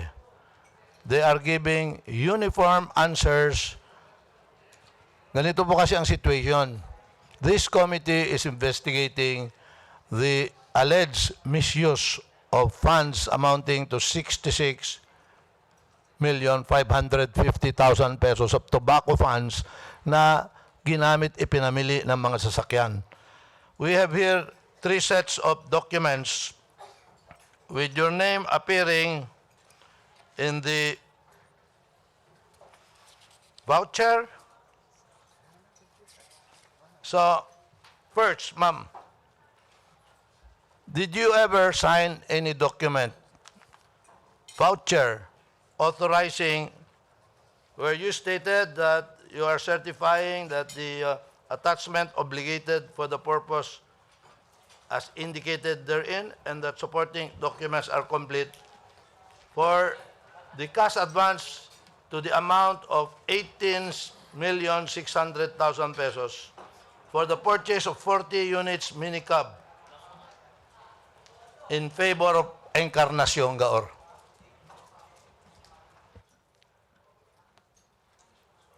Good morning, sir, Your Honors. Since we are testifying under oath, napakahirap pong mag-guess. We want to see sana the original, kung pwede, sir. Sumulat, niloloko mo kami dahil ikaw mismo ang sumulat. Ito, pirma mo eh. Eden Batulayan, letter dated May 8. Hinihingi sa'yo ng COA yung mga dokumentong gusto mong makita original. Copies of subject disbursement vouchers pertaining to the cash advances and their corresponding supporting documents, copies of liquidation vouchers. Sabi mo, for the reason that the original are no longer in our custody. Hindi mo ba alam na ito'y nawawala sa COA? Alam namin po. And then, ang sagot mo ngayon dito, sana makita namin yung original. Wala. Kung ikaw masusunod, wala na tayong makukuha rito, di ba? Dahil nawala na yung mga original documents. Pwede bang could you possibly forget granting a cash advance? Now, categorically, I will ask you, have you ever signed a voucher for the cash advance for the payment of motor vehicles? Very simple yan. Hindi ko matandaan, sir, pero ang pagkakaalam ko, may na-purchase kami kasi nandun po sa properties. yung mga buses at saka yung mga... Oo. Pero hindi mo alam kung cash advance ito. Hindi po, sir. Not unless we will see the original. Not even for 3 transactions, even yung 32,550,000, di mo rin maalala. Hindi rin po. Even for the 15 million. So wala kang maalala. Yes, sir. Hindi rin po. Mas maganda sana kung makita namin yung original. Sana. Yung nga pare-pareho sinasabi niyo, pero alam naman natin lahat na nawawala na yung original. Eh kung yan ang sinasagot nyo, kayo ang magiging suspect na nagwala ng original. Dahil yung ini-invoke mo sana makita namin yung original, nawawala yung original. So akala mo, makakalusot ka na doon. Hindi po. Because this is a simple question. You don't recall signing. If I will show you the document, just to refresh your memory, pakita nga sa kanya, this is the first transaction for 18.6 million. Basahin mo mabuti. I'll give you 2 minutes. Maski naman hindi original, kung makikita, maalala ko na ito. Na, ayan. May pirma ka pa dyan. Mahirap din po. Mas mabuti sana yung original kasi we are under oath at ito ay alam namin na pupunta na iso sa ombudsman kaya sana yung original. Before I move to cite her in contempt, do the other members have questions? Maybe to avail of her presence? Yung check niyan, hindi ba according to the treasurer under oath, the return check, di ba yung original? Sa mga checks na yan, when it's encashed in the bank or negotiated in the bank returns the check to whom? Yung negotiated checks, to whom is custody given of checks issued by the province?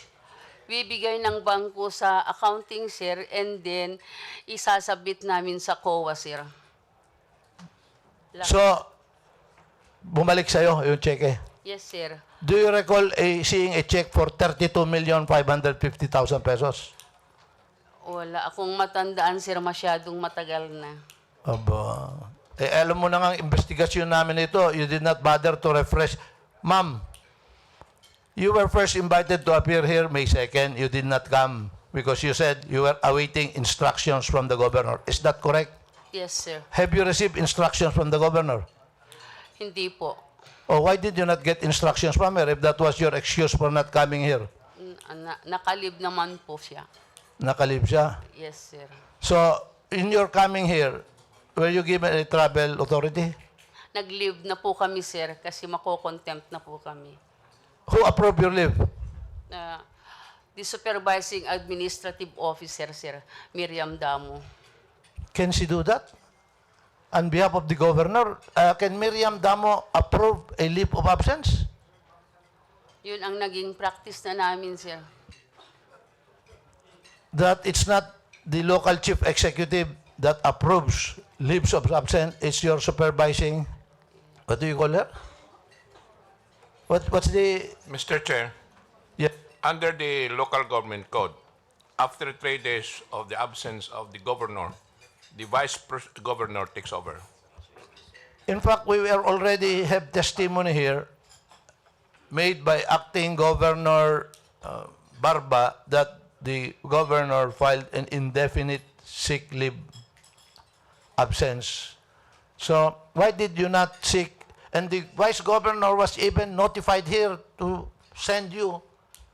And in fact, he was even chided for not ordering you to come here when you were already issued subpoenas. Yet now that you are already facing contempt, a Ilocos order by the committee, you choose to go on leave of absence. Why did you not ask permission from the acting governor? Since this is an official matter. Yun na ang naisip naming paraan, sir. Mag-leave na lang kayo. Leave na lang, sir. Until when is your leave of absence? Hanggang bukas, sir. Naka, matagal-tagal itong leave mo, absence mo dito because so you're saying under oath that all of these checks are with the COA? Supposed to be, sir, kasi we had submitted it to them. You do not keep any logbook as to transactions that you make?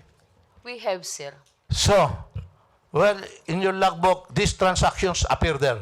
Yes, sir. Where is your logbook? No, it's not a transaction. It was only different checks. Correct. Without particulars. Correct. Yeah. So, these checks, the particulars thereof are in your logbook. But we do not know if these are the checks being under question kasi it's just a listing. We know because we know the amount. And that's your defense now. But now we No will ask amount, you, when you will be released after you conduct, because we'll have a resetting of this, maybe Tuesday, July 25, when we return. Kindly, Mr. Chairman, I move that she will bring the logbook or ledger showing all checks transacted by the province. Any second? Any objection? There being none, the motion is hereby approved. Eden Batultayan, you are hereby required to please bring during the next hearing the logbook or journal of all checks that has been issued on these dates. Sir, can I make a comment? We are ISO standard at the Capitol, and all documents which are 3 years old and above are being disposed of, sir. No, but according to, I think you're wrong there. You're mistaken. You cannot dispose that because ang prescription period ng COA during one of our hearings was 10 years. May we hear from COA? The prescription period of all public transactions, documents, if I'm not mistaken, it is 10 years. How can you dispose of the documents within 3 years? Tama po ba, Chairman? Those are Tama po. Oh, so there's already a violation on your part. Why will you dispose of documents in 3 years? Eh, ang regulation sa COA is only 10 years. Ang na-dispose naman po, sir, ay yung transmittal, hindi yung cheque. Nasa kanila yung cheque. Mr. Chairman, Yes, Representative Madam Gonzales. Accountant, do you know the meaning of ISO 9001 to 2008? International standard for operation. So what's the reason why all companies are undertake ISO? Why? I think ISO is a system in which all the procedures of a certain office are recorded and are being followed. So more reason, this is a procedural. More reason, Yes. this is a safekeeping and housekeeping of documents. Yes, sir. Because in our different company, we are also implementing this ISO. So you cannot say that you have no documents. You have your documents because this is a safekeeping of documents. Thank you, Mr. Chairman. Mr. Chairman, since the lady mentioned it, whoever issued their ISO certificate, may we invite them for the next meeting because we will ask them to review yung ISO nyo dito because nawawala yung mga documents and everything. May mga cash advances. Now, very categorical question. What type of transaction did you approve for the purchase of minicabs?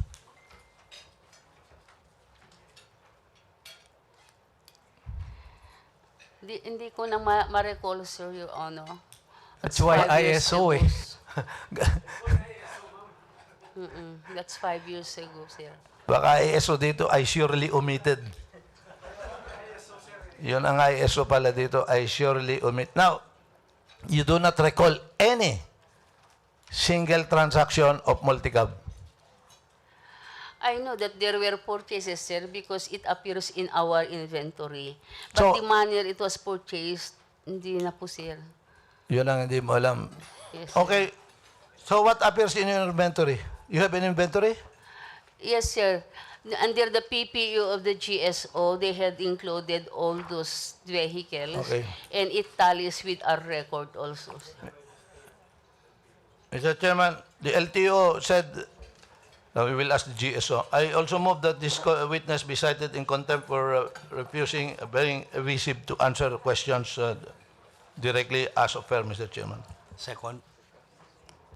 Any questions from the members to Eden Baltulayan? Mr. Chairman, just clarification. Are there documents that the chief accountant would bring? You said a while ago. The journal or logbook of all checks issued pertaining to these dates, no? The transactions and amounts. I'm Honor, very sure that they have this journal. how will he bring? How will she bring it when she is detained? They can order the subordinates. Then I will amend the motion that we issue a subpoena duces tecum to whoever is in charge of the provincial accountant office to produce the documents that we want, Mr. Chairman. Any second? Those in favor, please rise. Subpoena that? Sapin. Any objection? Any objection? There being none, the motion is hereby approved. The motion for contempt is the one that we should vote on a nominal basis or standing basis. I refer to the previous question of moving to cite witness Eden Batulan in contempt for similarly giving the same reasons that they cannot recall all of these documents, the nature of the transaction, even the amounts, because they want to see the original of the documents, which are all missing, Mr. Chairman. Any second for the motion? Those in favor for the motion, please rise. I'm directing the count to please count.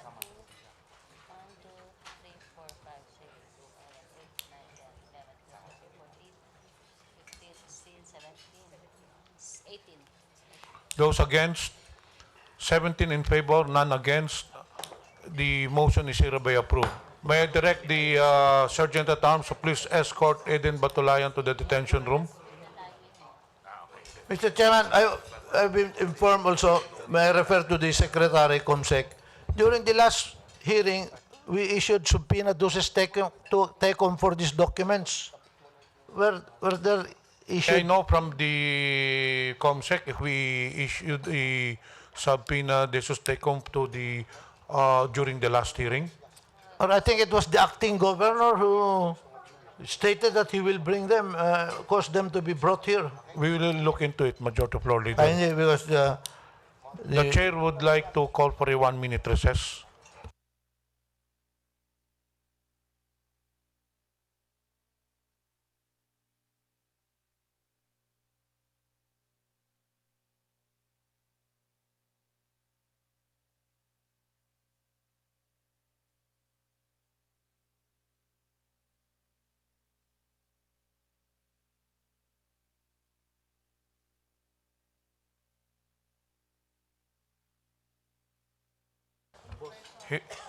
Hearing is now resumed. We will now call the next resource person.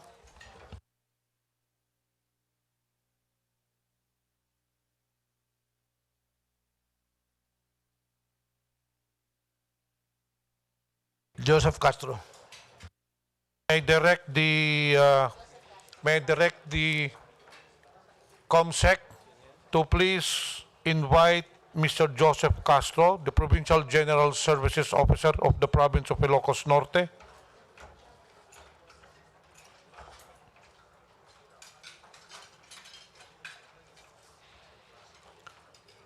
The COMSEC, please invite Mr. Joseph Castro, Provincial General Services Officer, Province of Ilocos Norte. Your Honor, Mr. Chairman, may I be excused in the meantime because I am not acting as counsel for Mr. Joseph Castro, and as moved by the Majority Floor Leader, I am supposed to be excluded since I'm not a counsel. Okay. Thank you, Mr. Attorney Chairman. Lasso. By the way, Attorney Lasso, please inform Governor Amy Marcos that we already passed a motion to issue a subpoena to her. So if she does not appear during the next hearing, the next recourse will be to issue a warrant of arrest for her. So I strongly suggest that you advise Governor Marcos to appear. Otherwise, magiging Ronnie Dayan siya. We will have to issue a warrant of arrest. We will inform the Governor, Your Honor, but as to the advice, we were merely authorized to submit her letter, but we are not sure if we will be engaged as counsel. The letter does not matter. We already passed the motion, so it would be prudent for her to appear. Otherwise, as I've said, we will have to, the next step, you already know the next step. I already mentioned it. We will inform her, Your Honor. Mr. Chair, while waiting for the next witness, may I just inquire if the following documents pursuant by the directive of this honorable committee were already submitted by the Vice Governor Barba of Ilocos Norte. Number one, Provincial Appropriation Ordinance 34-2015, Ordinance appropriating 227,387,826 from tobacco excise taxes under Republic Act 7171 for 2012 and various development undertakings.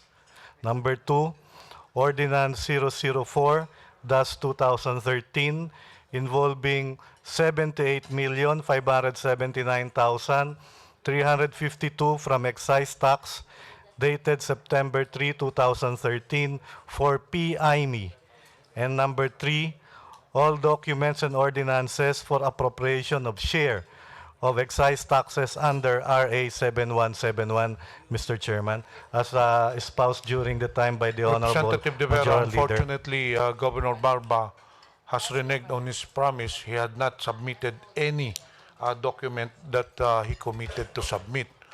So I think it would be better, or I strongly suggest that we pass a motion. I move, Mr. Chairman, that a subpoena duces tecum be issued covering those documents, as well as one of those matters that we took up yesterday and was promised by the acting governor to be submitted here, the PIME. Yes, the PIME What program. is the PIME all about? And The AIP, Annual Investment Plan. all transactions pertaining to 7171 funds, because this is the subject of the inquiry. COMSEC, please take note of all the documents that are covered by the motion. As well as, Mr. Chair, the annual and supplemental budgets. Yes, including the annual supplemental budget. Please take note. Any second of the motion? Any objection? There being none, the motion is hereby approved.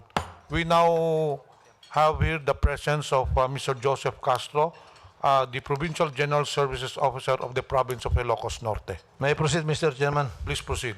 Well, for the record and in the interest of full disclosure, my name is Rodolfo Castro Fariñas. This Castro, his father and my mother are siblings. So he's my first cousin. Mr. Castro, we have here submitted acknowledgement receipt for equipment covering 115 vehicles. Were you the one who submitted this? The Commission on Audit, Your Honor.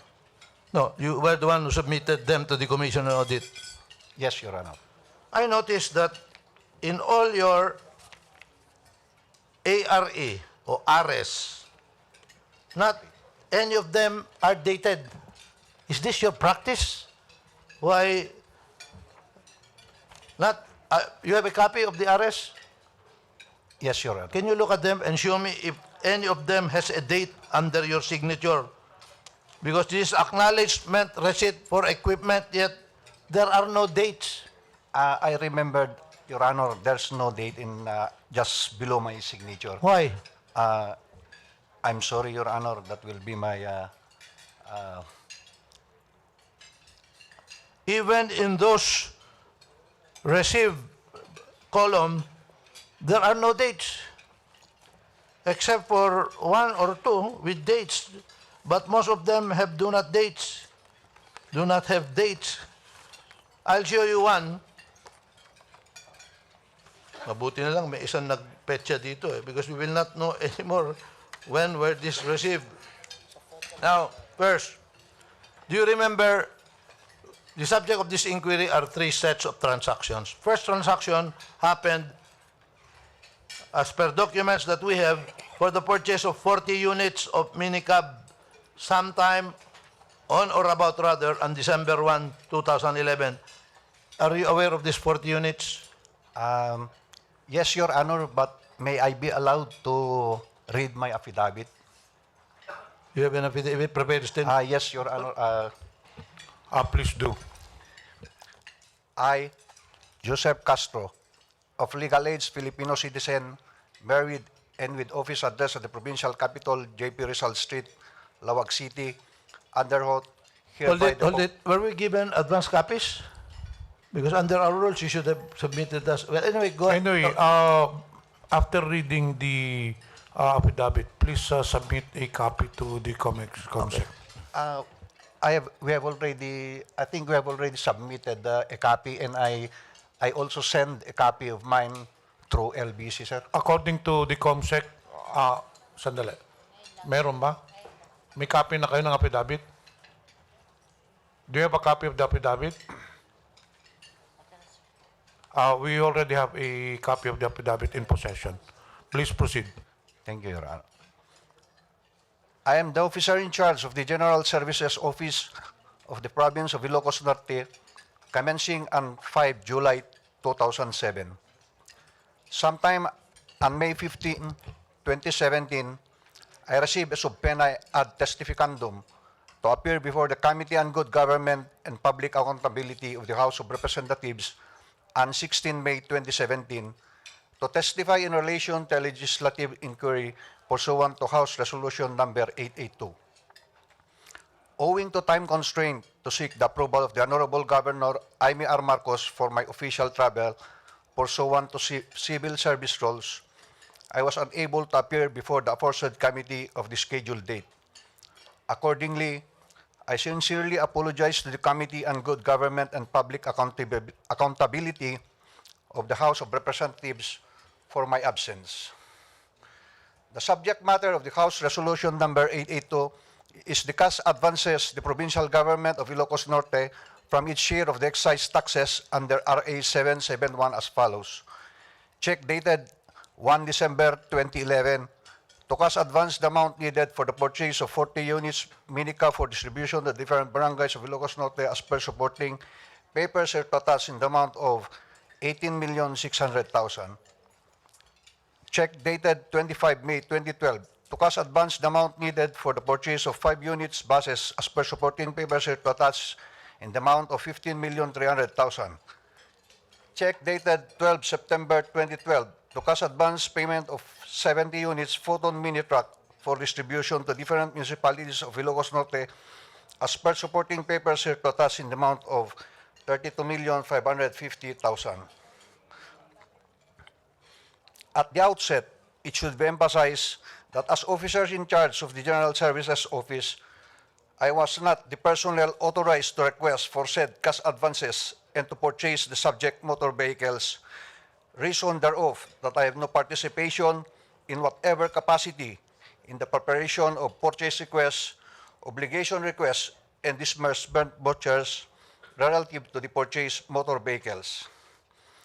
Consequently, I am not under any obligation to liquidate the subject cash advances.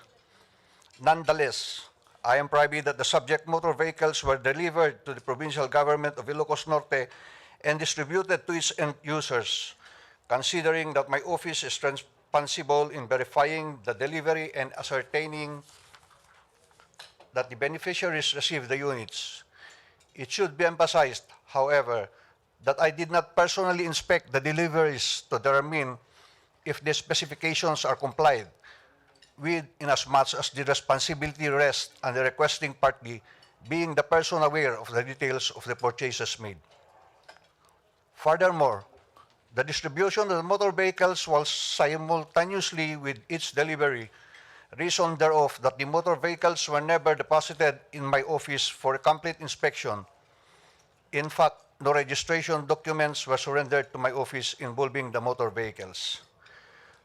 Corollary, it should be stressed that my office is not principally tasked to register motor vehicles or renew its registration under the name of the provincial government of Ilocos Norte, excepting those motor vehicles that are assigned to the heads of the offices under the office of the provincial governor.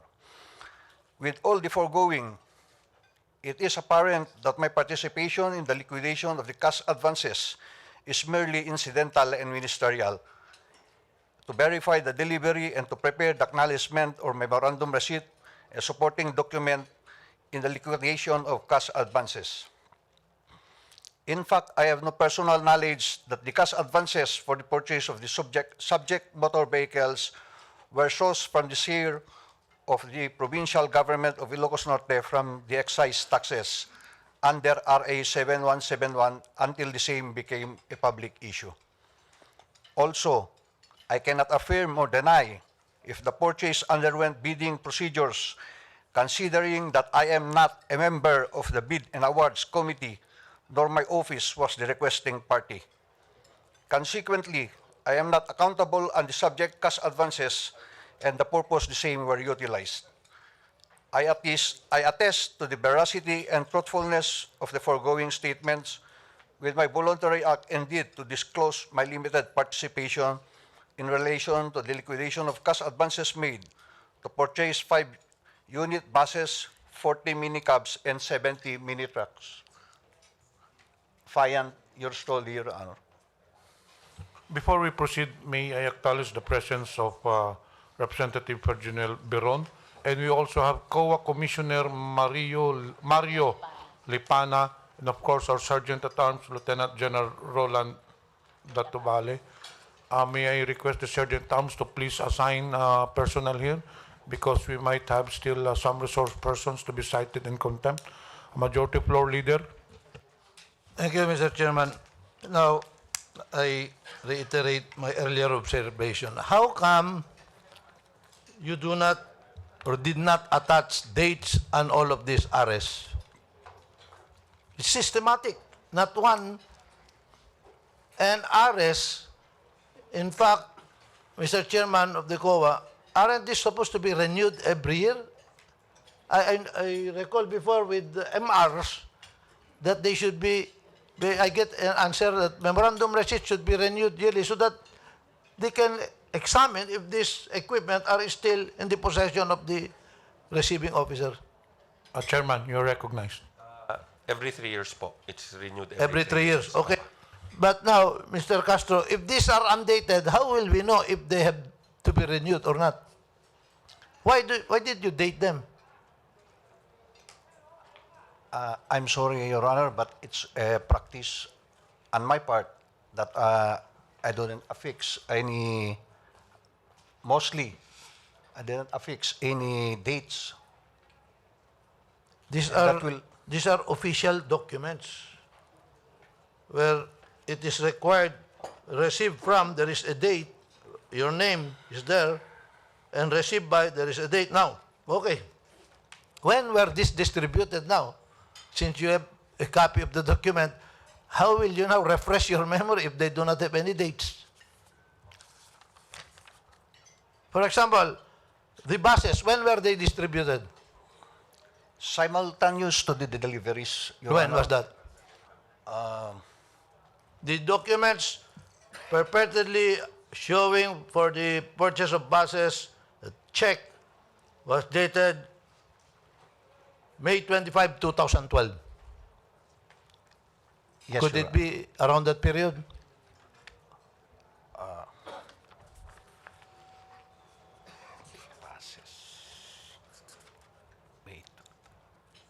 Around 2013. 2013. Okay, I'll take your word for that. But now, showing to you one document where the person who received it was very prudent, very smart. While you did not date it, I refer to a one-unit plate number TEV 513, engine number so-and-so, for Kia Grandbird bus 2011. There is a property number 1011-0900-1. Unit value is 2,980,000 pesos. Received by Rhea Pugay. Then she wrote the date April 10, 2017. 2017, last month lang niya na-receive ito. So how do you explain that when you say... This is already an updated document with regards to buses only, sir. How do we know it's updated when you do not have a date? How do we even know that this is up? Where is the old one? You do not have, this is what you submitted to us, that it was received by Rhea Dugay, and she was very careful to put the date. So, on the document itself, it will show that this was received by her on April 10, 2017. Yes, Your Honor. And you said it was given to them on 2013. In fact, as you all know, you received your subpoena, your invitation, April. When did you first receive your invitation? I received 24 of April, sir. April 24. It was April, before the Holy Week, right? After the Holy Week, sir. I'm the only one who received the invitation 2 weeks after they received their invitation, sir. 2 weeks after? After they received their invitations, my companion, sir. I do not understand. Mas nauna nilang na-receive yung invitation, sir, kesa sa akin. Siguro may gap na more than 2 weeks. And then, I'll show you another document, which is more, April 10, both of them are April 10. The one received by Sarat and the one received by Bacara. Both show that they were only given to them on April 10, 2017. Is that correct? Yes, Your Honor. The units were only given to them? No, Your Honor.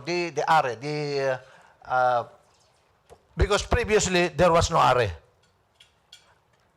You're under oath. Maybe it's under my staff, Your Honor. The old ones. I'm not sure. You're not sure, so you do not know. When you said you distributed this in 2013, did you not give them are? We gave them are, sir. Because these are the only documents that contain a date. I see some here, March 31, 2013. Now, let us go look at the mini trucks. You said photon mini trucks. Did you see these trucks? I saw them. I saw the mini trucks, Your Honor. But like I said, it was not, like I said in my affidavit, that I did not personally inspect the deliveries to determine if the specifications are complied. No, of course you do not witness the delivery because not part of the, but when you granted, you were the one who issued the equipment to them, right? Yes, Your Honor. As the GSO. You did not look at what equipment you were giving? I am not the one who issued the vehicles, Your Honor, because the deliveries is simultaneous after the arrival at the provincial capital, and some vehicles that were not delivered was delivered by the office of the Barangay Affairs, Your Honor. I do not understand. When were these, you say they were delivered at the Capitol? Yes, Your Honor. Which ones? The mini trucks, Your Honor. The 40, the 15, or the 7? We're talking of 3 transactions here for the benefit of the committee, no? Committee. 40 says mini cabs. Second, 5 buses. And third, 70 photon mini trucks. The 40, Your Honor. 40? Yes, Your Honor. They were delivered at the Capitol. Yes, Your Honor. And you were there? No, Your Honor. So how do you know they were delivered at the Capitol when you were not there?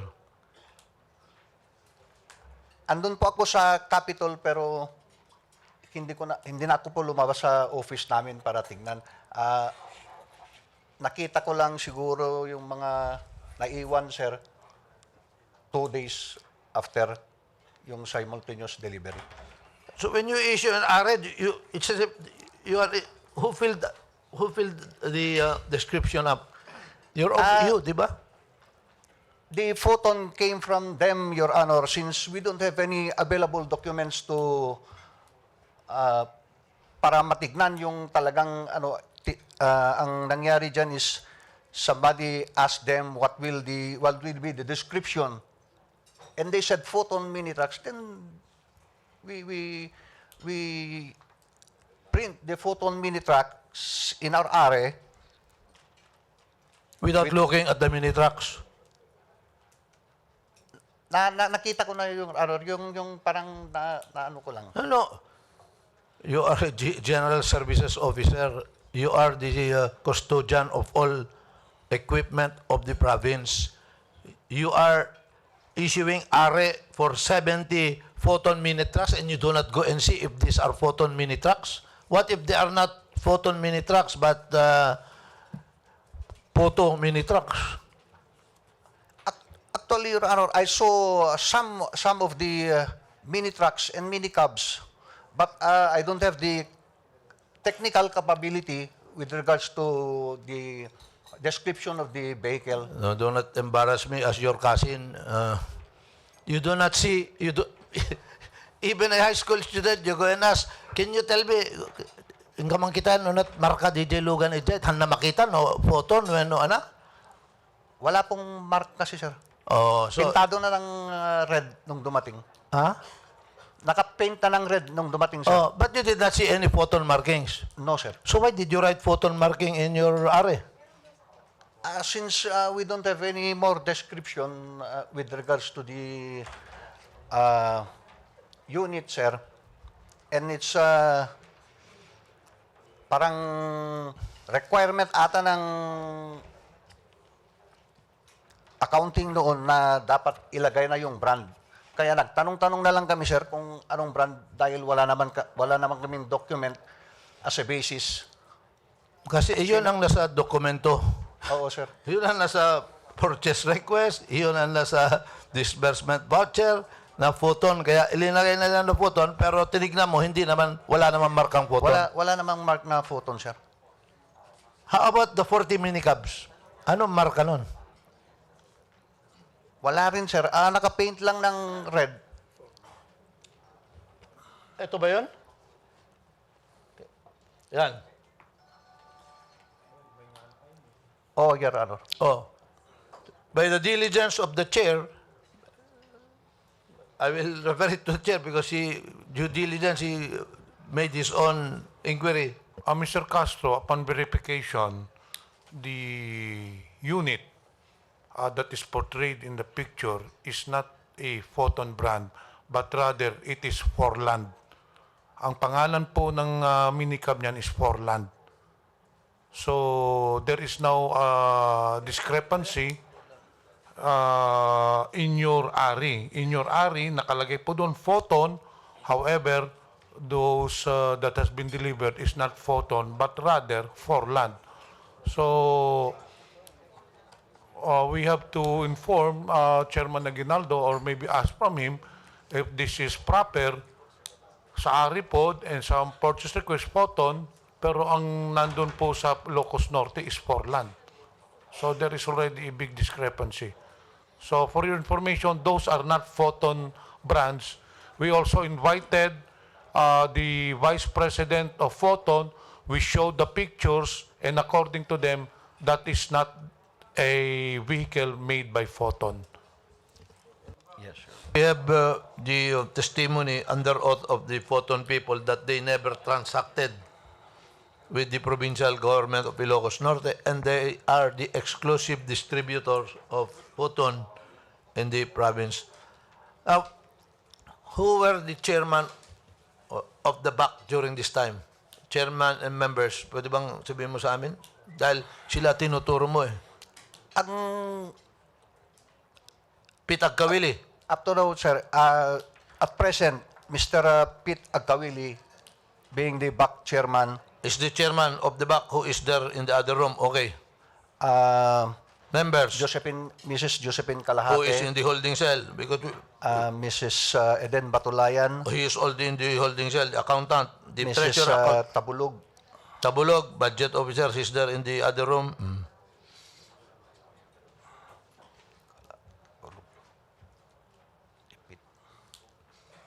Okay. I don't have much questions, but we are calling your attention as to why, and we will study your liability. These are official documents. And if a document lacks a date, it is an incomplete document. The space for date here is not accidental. It has a purpose, and it should be filled up, especially by you, because you took an oath to obey all the laws, legal orders. So, requirement yan, na nandyan ang date.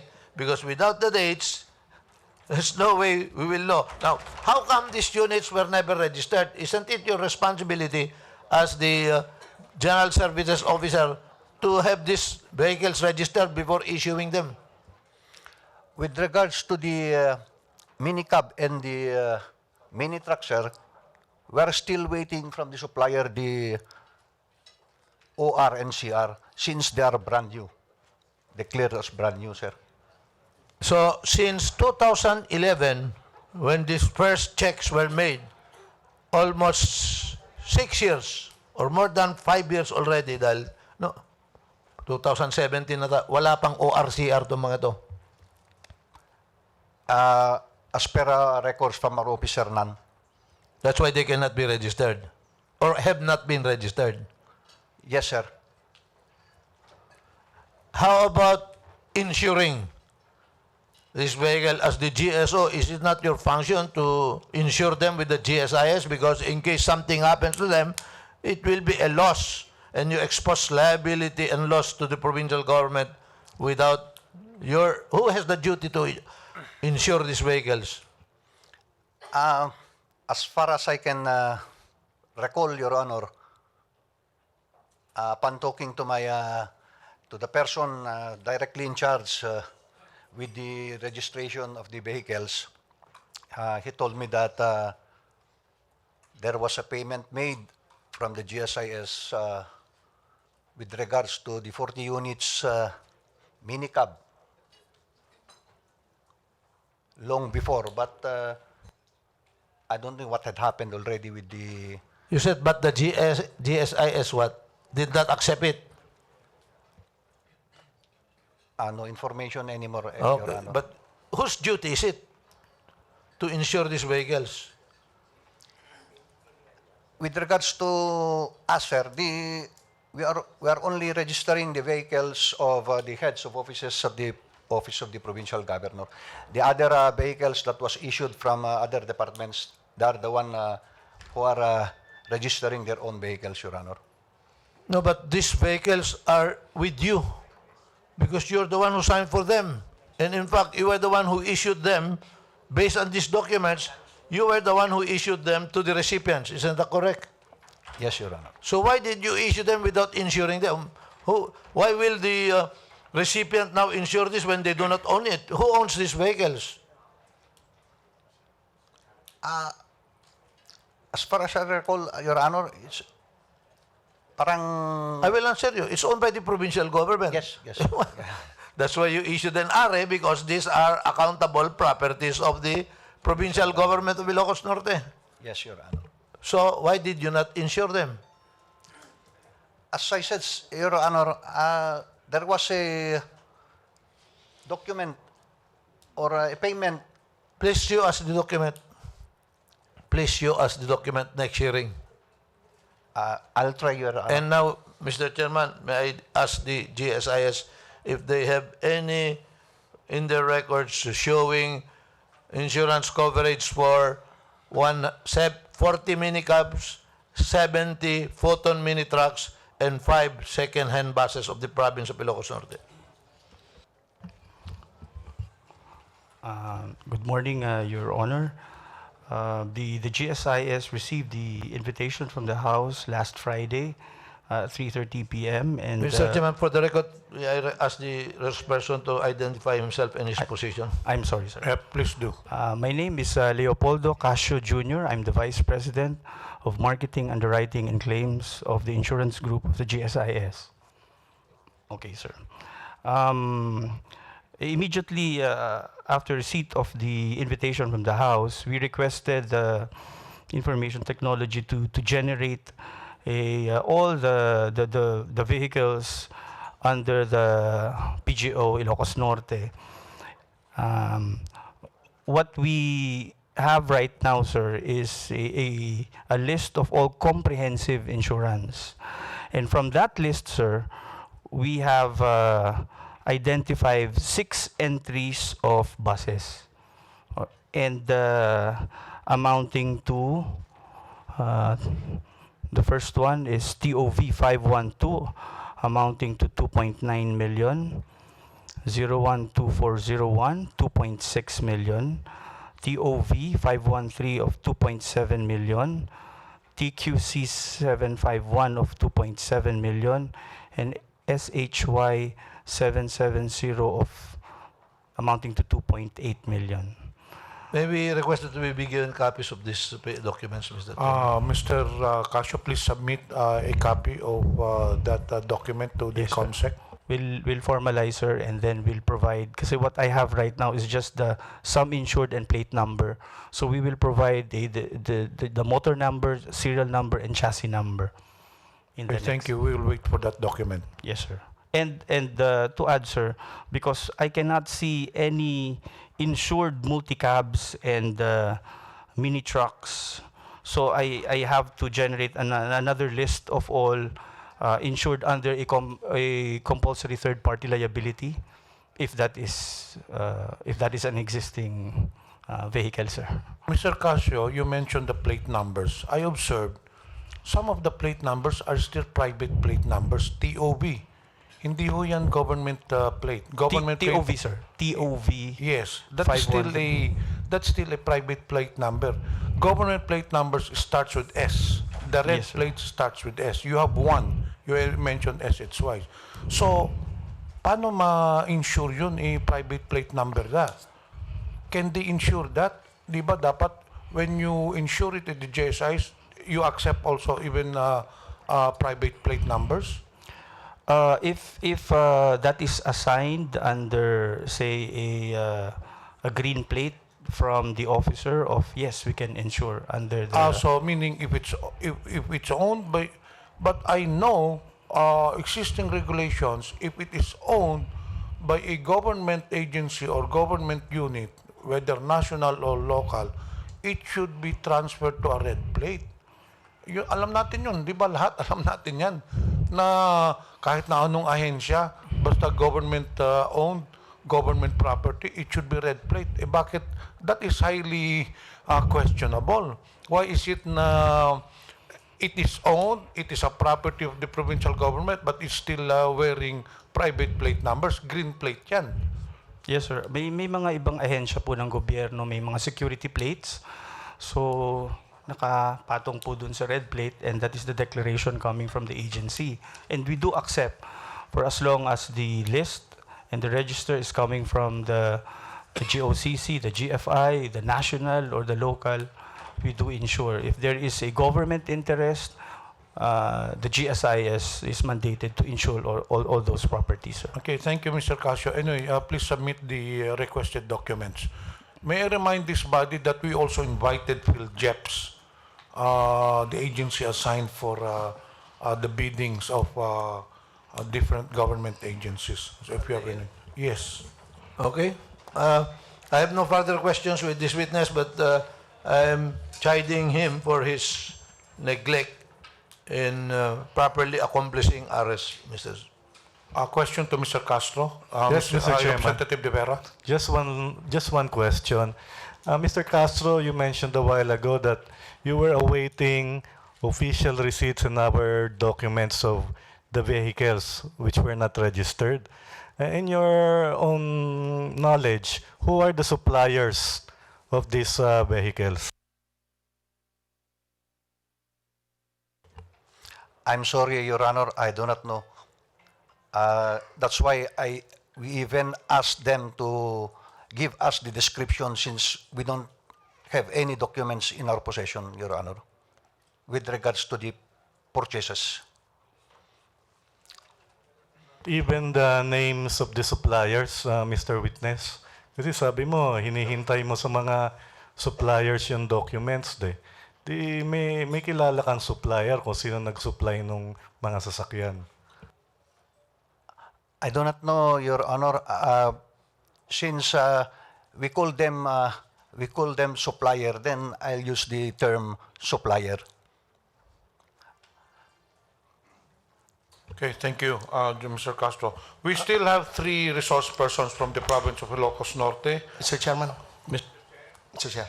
Representative Mr. Chairman, before we release the head of the General Services Unit and the gentleman from the GSIS, I refer to our minutes of our previous meeting where the representatives of the LTO were present. Reading from the minutes, Chairperson Pimentel asked Attorney Teofilo Guadis III, Regional Director of the LTO, whether the 110 multi-cabs / mini trucks and 5 buses were registered under the ownership of the provincial government of Ilocos Norte. Upon verification, Attorney Guadis said that only photon ambulances were registered under the ownership of the provincial government of Ilocos Norte. It was clarified, I'm reading from the minutes, that no subject units, 110 multi-cabs / mini trucks and 5 buses were registered, and I add this, no, under the provincial government of Ilocos Norte. So I would like to ask our representative from the GSIS in the future, when he comes by, could we please see the ownership of the registered buses? Because according to the testimony of the regional director, there are no buses registered under their ownership. Likewise, no 110 multi-cabs or mini trucks registered. So this is something we have to reconcile. It seems that you have insured a total of 6 buses. So we would like to check their ownership and how they were insured if, according to Attorney Guadis, there are no such registered vehicles. So administratively, this will all come to light with your further provision of information. Thank you, Mr. Chairman. We will submit, sir. Mr. Chair, Before, isa lang. May tatanong kay Mr. Joseph Castro being the provincial procurement officer. Kayo ay department head, hindi ba? Officer in charge, sir. Meron pa rin kayong department head. Wala na po, designated as officer in charge lang kasi ako sa General Services Officer. You are in charge of procurement. No, Your Honor. Sino ho ang in charge ng procurement? Sa back office po. Sa back. BAC. BAC is a committee. Bids and Awards Committee ho. Pero dapat ho meron kayong procurement officer. Kasi kayo ang nag-issue ng purchase order, hindi ba? Hindi po, Your Honor. Sino ang nag-issue ng purchase order? Hindi ko na po alam, Your Honor, since, like I said, I don't have any documents from the beginning. Kawawa naman pala kayo. Yan po. At paano nagkaroon ng ISO certification ho itong provincial government ng Ilocos Norte kung sa procurement pa lang eh? Neho, meron ho kayong PhilJeps ho, di ba? In-advertise ho ninyo mga kailangan nyo. Meron ata sa back, Your Honor. Kailangan ho siguro ipatawag talaga yung the whole Mr. BAC Chair. committee. The back chairman, Engineer Pedro Aquili, is in the holding room. Later on, we will invite him. Mr. Chairman, go ahead. Representative Gonzales has a question. Mr. Chair, in my recollection, last hearing, I was the one who requested this body to invite the PhilJeps. On that occasion, meron po kayong naalala na advertise sa PhilJeps itong 110 units of mini trucks at saka yung 5 buses ba? You're recognized. I'm Rosa Maria Clemente. I'm officer in charge, Deputy Executive Director of the Procurement Service. The Philippine Government Electronic Procurement System is an office under the Procurement Service, as well as it is also the name of the system that is being used as the central portal for all procurement opportunities. And I came here by a letter issued by Attorney Maria Victoria Castilla to appear on this date. And with regard to your query, Your Honor, upon receipt of the memorandum or the letter from the House of Representatives, we immediately generated from the system or search in the system the invitation to bid as published by the province of Ilocos Norte. And for the purchase of 5 units buses amounting to 15.3 million, we have found out that there's an invitation to bid that was published by Pedro S. Agkawili as the back chair, Provincial Capitol Building, Lawag City. And then there's a description of the purchase made, 4-unit bus, second-hand, Kia Grandbird, etc., etc. That's the technical specifications. So, ma'am, anong date nung invitation to bid po? It was dated, published on May 24, 2012. 2012? When is the pre-bidding of that, ma'am?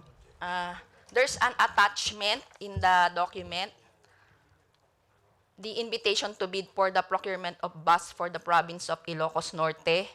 And the pre-bid conference is supposed to be held May 31, 2012, 10 a.m. May 30? May 31, 2012. Kailan po yung date of bidding? Yung opening po, Your Honor. Opo. Based on the invitation to bid as published or uploaded by the back of the province of Ilocos Norte, it's June 14, 2012, 10 a.m. So, aside from that, what broadsheet they use aside from bill jobs? May broadsheet po tayo dyan, 2 to 3, except for your bill jobs advertisement. Actually, sir, one of the requirements of the RA 9184 is the publication in newspaper, and then the PhilJeps, and then the website of the procuring entity. However, for the we are not monitoring the publication with regard to the newspaper. Well, anyway, Madam sa PhilJeps, ito po. So, meaning, meron tayong bidding na nangyari. Last Based on hearing... the documents as uploaded by the province. Hindi. Ito nga eh. When Sandali. is the date nung June 14 June 12. ang nakalagay? Ang date of bidding, opening of bids? Opening of bids, Your Honor, is June 14, 2012. Okay, June 14, 2012 is the opening of the bid. So doon, magkakaroon po tayo ng abstract of bids sa mga back chairman. Abstract of bids, kung sino po yung mga sumali sa bidding. Kung mga player number 1, player number 2, player number 3, if they are responsive, makikita po natin sa mga abstract of bids. So meaning, meron na po tayong dokumentong sinusundan.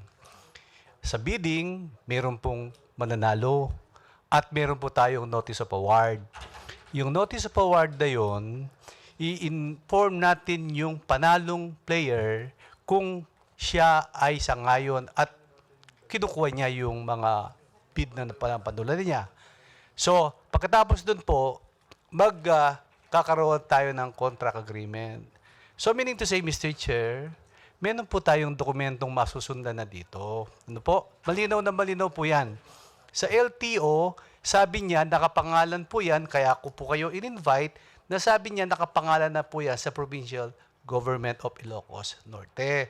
So meaning to say, malinaw, meron na pong supplier na nanalo na pinarehistro po natin sa LTO. So malinaw po na Mr. Chairman of COA, meron po tayong dokumentong pwedeng ipakita sa chair, sa committee ito para sa susunod. So yun lang po, Mr. Chair. Mr. Chair, just some comments on the manifestation of our good colleague. As I stated earlier, I believe based on the testimony of LTO, which we are trying to investigate, no buses are registered under the name of the provincial government of Ilocos Norte. Based on the testimony. But according to the testimony of GSIS, there are buses insured and whose plate numbers coincide with the ARE, some of them, which I see here. So, just to clarify, this is simply for the 5 buses. There are still 110 mini trucks and multi-cabs which we are looking for. So, may I just clear the dates? Again, Madam. Publication, May 24, 2012.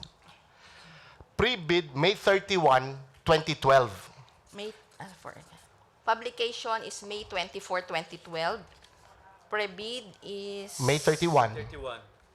May 31. Bid opening, June 14, 2012. Yes, Your Honor. Madam, one of the ways to check the authenticity, no, of the set of documents which we have before us, which are the documents concerning the purchase of this, which are missing, the original documents are purportedly missing, are the specifications of the buses. So, could you confirm, no, if these were the specifications bidded out? 4 units, bus, second-hand, Yes, Your Honor. Kia Grandbird. Yes, is that, Your Honor. is that correct? Yes. Rear engine, 6-cylinder, D6 Alpha Charlie, turbo intercooled, 340 horsepower.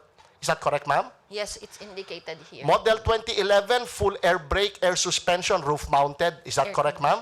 Yes, Your Honor. Air condition unit, 2x2 seating arrangement, 45 seating capacity. Is this correct, ma'am? 2x2 seating arrangement, 45 seating capacity. Apa. Reclined seats. Fixed windows, one door front folding type, audio and video, TV, 32-inch Samsung, LCD, DVD, Samsung car. So, these are the same specifications. Yes, Your Honor. So, may I just for our COA chairman and our committee members, published May 24, 2012. Yes, Your Honor. Pre-bid May 31, 2012. Yes, Your Honor. Bid opening June 14, 2012. Yes, Your Honor. The documents that we have here, which seem to be legitimate because they are exactly the same specifications, purchase request May 24. No? So, same as the day it was published. Paid May 25, the next day. Not yet pre-bidded, not yet, the bids were not even opened. So, we have the obligation request, it is stamped paid May 25. The day after the publication, pre-bid is a week away, May 31. Bid opening is 1 month away, June 14. Disbursement voucher for the buses, same specifications, 5 units buses, May 24. The day after the publication, 1 week before the pre-bid, 1 month before the opening of the bids, may disbursement voucher na. Obligated na. May cheque na. And here is the cash advance to Henedin Hambaro, paid, and I received, signed by Josephine Calahate, Provincial Treasurer, Amy Marcos, Governor, May 25, 2012. The date of the check, here, May 25, 2012. 000870321. Amount of 15,300,000. May 25, 2012. So again, publication May 24, may check na ng May 25, pre-bid is May 31. 1 week after the check was issued, bid opening June 14. So we're trying to put this pinagbabangga po natin yung dokumento in the absence of the originals. The specifications are the same, and this is only for the 5 buses. Please, Mr. Chairman, for regarding the buses, I think I've made my point. Yes, Mr. Chair? we will go into that. Can we allow the PhilJeps to continue? Because there are 3 transactions. We're just talking about the first transaction. Mr. Chair, if you may allow just a very short Okay. interjection in follow-up Yes, of what Representative Liachon. Congressman Bondoc said. Yes, this refers to the statement of PhilJeps. Now, you have told us that the publication was made more or less about May 24 of 2012. Would you know, before this committee, would you tell us that in this kind or nature of transaction, how many days do we require for the publication of this kind prior to its bidding? Because normally under Republic Act 9184, for specific sets of procurement, we have more or less designated dates or days, number of days before formal procurement can be made. Meaning the advertisement should be made prior to the actual submission of bids. In this kind of nature of transaction or nature of transaction, how many days do we require under Republic Act 9184 with respect to the 15 million worth of buses? It is required under the law that the publication must be made 7 calendar days before the opening of bids. That's the minimum, the 7 calendar days. In this kind of transaction, the purchase of buses, we require about 7 days. Yes. Pub- Yes, Your Honor. Okay. I At think that least 7 calendar. 7 days. So meaning, if you publish it May 24, the next would be, well, they followed it March 31. Tama ba? May. But what is quite significant to note is that the check was dated the following day 25, after the yes. publication. Actually, Mr. the Chair. check was issued, hindi pa nabibid. Kasi ang check issuance is May 20, it was published May 24. Ang purchase request is May 24 also. The date of bidding should be June 14, pero may check-in na ng May 25. This is very clear na highly anomalous. Can you please proceed with the next publication?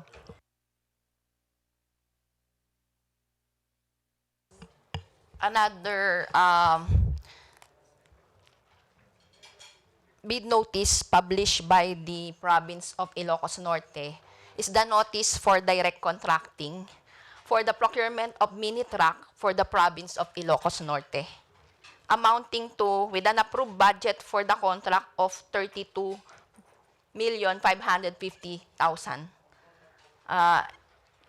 It was, the contact person indicated is Mr. Pedro Agkawili, the back chairman. Description, 70 units Poton mini truck. Publication date is 9/7 or September 7, 2012. And the opening date, which is the same as the closing date in time as indicated in the system, is September 13, 2012. Pre-bid, ma'am. Date. It was not indicated in the PhilJeps. They have attached schedule, but it's non-electronic, so we cannot, we don't have that in the system. So it's September 13, that's only 6 days. So violation na po yun. Dahil sabi nyo kanina, it should be 7 days before. Publication or kung direct contracting, any ano ba? Kasi sabi nyo kanina, kailangan 7 days. Diba? After the publication, it should be 7 days after ang allowed under the law. Eh, kung bibilangin nyo po, 6 days lang ito. Is that allowed?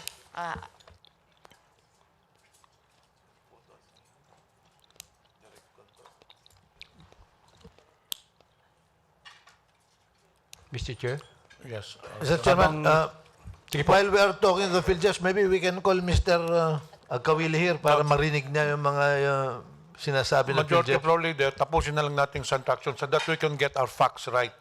I'm really interested on the dates. So, di bali na lang po. Mr. Chair? Opening date is September 13. What about the next publication? Mr. Chair, may I? Yeah. Just to reconcile, no, ma'am, because we are checking, we have a purchase request for 70 units Photon mini truck, province of Ilocos Norte, obligation request, and then now the disbursement voucher, and then the receipt, including this is the xerox of the check. Yes, itself. Let me check our dates. So, The specifications for directly contracted for the purchase are 70 units photon mini truck. Is that the same as was published? Yes. The description in the abstract as published by the province of Ilocos Norte is 70 units Pothon mini truck. So it is similar to what I'm holding on to. All of these documents, it's the same. 70 units photon mini truck. Yes, Your So Honor. ma'am, may I confirm publication September 7, 2012, opening September 13, 2012. Yes, Your Honor. The purchase request was made September 9. 5. There's no... No, these are documents of I'm holding. No? Yes. So for the knowledge of the committee, September 5 was the purchase request. There is an obligation request dated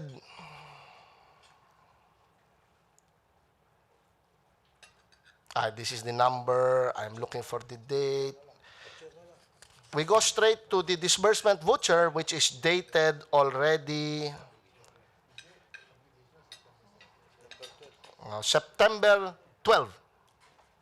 So, publication of these 70 units photon trucks was supposed to take place September 12. The opening of bids was on September 13. But already, we have a disbursement voucher dated September 12, one day before. And here is the check proper. The Xerox of the check proper is dated September 12, 2012. Henedin D. Hambaro, 32,550,000 according to the disbursement voucher to cash advance payment of 70 units photon mini truck dated September 12, 2012, one day before the bids were supposed to be opened. There was already a cash advance for payment of this. So this is the second transaction, Mr. Chair. Okay, can you please proceed to the last publication? Unfortunately, for the 40 mini trucks. 40 mini trucks. purchase of 40 units mini cab in the amount of 18,600,000, there were no records found in the PhilJeps. So can we take it to mean, Madam, that these were not bidded out? There is no record. There was no bidding. No semblance of legality regarding the purchase of this, or no trace of a compliance with the procurement law for these 40 units minicab. There are no records found. So, I'm not in the position to determine whether it's in compliance or. Thank you very much for your information. That will be of great help to this committee. Majority Floor May we Leader. call now Mr. Kawili, but ma'am, how long do you keep? These are computers, right? So they go as far back as when? Your data bank. The PhilJeps it started as a pilot system in the year 2000. So we have all the records from 2000 up to the present. Thank you, ma'am. Mr. Chairman, in addition, can you please... Can you please call now for Mr. Kawili while they're questioning? Comsec, please invite Mr. Agkawili. Mr. Chairman, likewise, in the same way, we would like to commend the gentleman from GSIS, and we commended the officers of the LTO. We would like to also commend the representative of PhilJeps. Without having to subpoena the necessary documents, upon perusal of the case at hand, they already took time out to do their own general search. And they came here, as I said, he had the sagacity. So this is what we are looking for from people that come to testify in good faith, which leads to a charge of contempt for those that are being particularly evasive or would not like to answer direct questions that do not implicate them in the commission of any crime. So thank you to the representatives that took time out really. Photon, LTO, GSIS, that came prepared for today's hearings. We appreciate it. Mr. Chair. Mr. Chairman. Representative Leachon. Yes, thank you from the PhilJeps. But, Mr. Chair, may we request our representative from PhilJeps if, apart from your very good and efficient testimony, may we request from you to submit before this committee, Mr. Chair, a authenticated computer-generated copy of the transaction at hand. Your Honor. The two publications that have been mentioned. Yes, Mr. Chair. Yes, Your Honor. Okay, thank you very much. Authenticated. Yes. I have The it third from here one, now, they but do not have any record of the third one. The Minitrack, there is no publication. She already mentioned that there are only two transactions that were publicized. It is the buses and then the photon trucks. But with regards to the mini trucks, there was no record whatsoever of any publication with regards to the transaction. Mr. Chairman, for clarity, there are three transactions. The first was 40 mini cabs. Those are the ones that do not appear at all. The first one was for 18.6 million. The second one for 15.3 million pesos for 5 buses are match those records that we have. And the third one for 32,550,000 for direct purchase of 70 photon mini trucks are the ones that appear. The first transaction is the one that does not appear. Mr. Chairman, Congressman Tugna here. Mr. Chairman, Yes, Representative Tugna. since we are talking of the category of vehicles, may this and while before we proceed with Mr. Agkawili, may this representation be enlightened as to the three types of categories of vehicles that were purchased by the provincial government. First, with respect to the multi-cab. Second, with respect to the buses, as well as to the 70 units photon mini truck. May I request that this be shown, Mr. Chairman? So as for me, just to determine the propriety of the purchase, Mr. Chair. Actually, there are three transactions involved. As you have mentioned, first, the purchase of 40 mini trucks, mini cab, then the 70 photon trucks, and then the 5 buses, and then 70. So Mr. there are three transactions. Mr. Chair, let me just ask, is the one being shown, the red one, the minivan amounting to 450,000 each? Yes, that's the 70 supposedly photon trucks which appear upon deliberation. It's not a photon truck, but rather a Forland brand. Oh, can you keep that one there? Okay. Because we will ask Mr. Agkawili. May I proceed now? Oh, sorry. Yes. Okay, I will reserve my questions later. Mr. Chairman. Okay. No, you may go ahead, Your Honor. Are you still asking questions? Yes, Mr. Chair, Yes, Mr. please Majority proceed. Floor Leader. I'm just clarifying, is this the one amounting to is this the 40 units mini cab amounting to 465,000 pesos? Yes, that's the one. No, we have to ask. No, we have to ask the Mr. Agkawili. Are you referring? Can you keep it? Who's moving it? Are Keep you the other referring one. to the 70 mini trucks? The Kasi bigger dito one, the sa bigger ari, picture. Mr. Who Chair, has I'm referring to the picture behind the you, picture, Mr. that's Chair. the supposedly 70 Where's the other, units the bigger one? photon There. mini trucks. Keep it that way. Yan yung supposedly na in their transactions is 70 photon mini trucks. However, upon verification of this committee, the mini trucks that were delivered is not Photon brand but rather Forland. Thank you, Mr. Chair. So, based on the inquiry, this cost for 465,000 Yes. pesos. Based on the documents that they have submitted and based on the acknowledgement received for equipment, the unit price as stated here is 465,000 pesos each. Thank you, Mr. Chair. I will reserve my questions later. Mr. Chairman. Mr. Chairman. Representative Biron. Yes, quickly, Mr. Chairman. I would like to direct my question to PhilJeps, Madam Clemente. Earlier, you mentioned that the 70 photon trucks were procured or were published through a direct contracting. Is that correct? Yes, Your Honor. Yes. So if it's a direct contracting, then is that considered to be an alternative mode of procurement? Yes, Your Honor. In the case of an alternative mode of procurement, do we have to follow the schedule of the bidding? For the alternative methods, does not necessarily follow the schedule as required in public bidding. Well, under 9184, it is very clear that the role of PhilJeps is not only for the sake of uploading the content of the invitation to bid, but to document the entire transaction process, wherein 120 days is given from the time of the bidding for PhilJeps to upload the results of the bidding. Is that correct?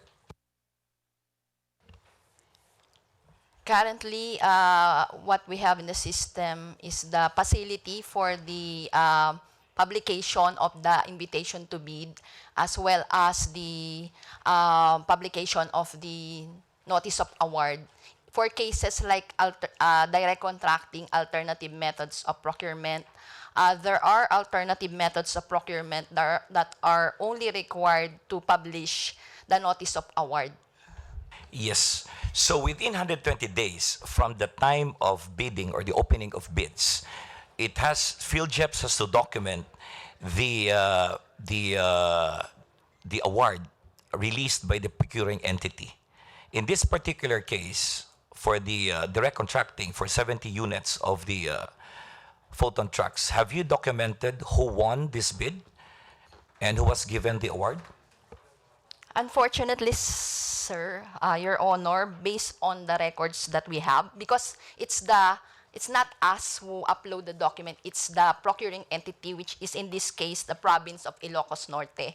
And unfortunately, they did not upload the notice of award or publish the notice of award. Yes, because for all procuring entities, it is incumbent upon them to upload the results from the time the post-qualification is done up to the notice of award, up to the notice to proceed. Dapat yung procuring entity ang mag-upload niyan. Is that correct?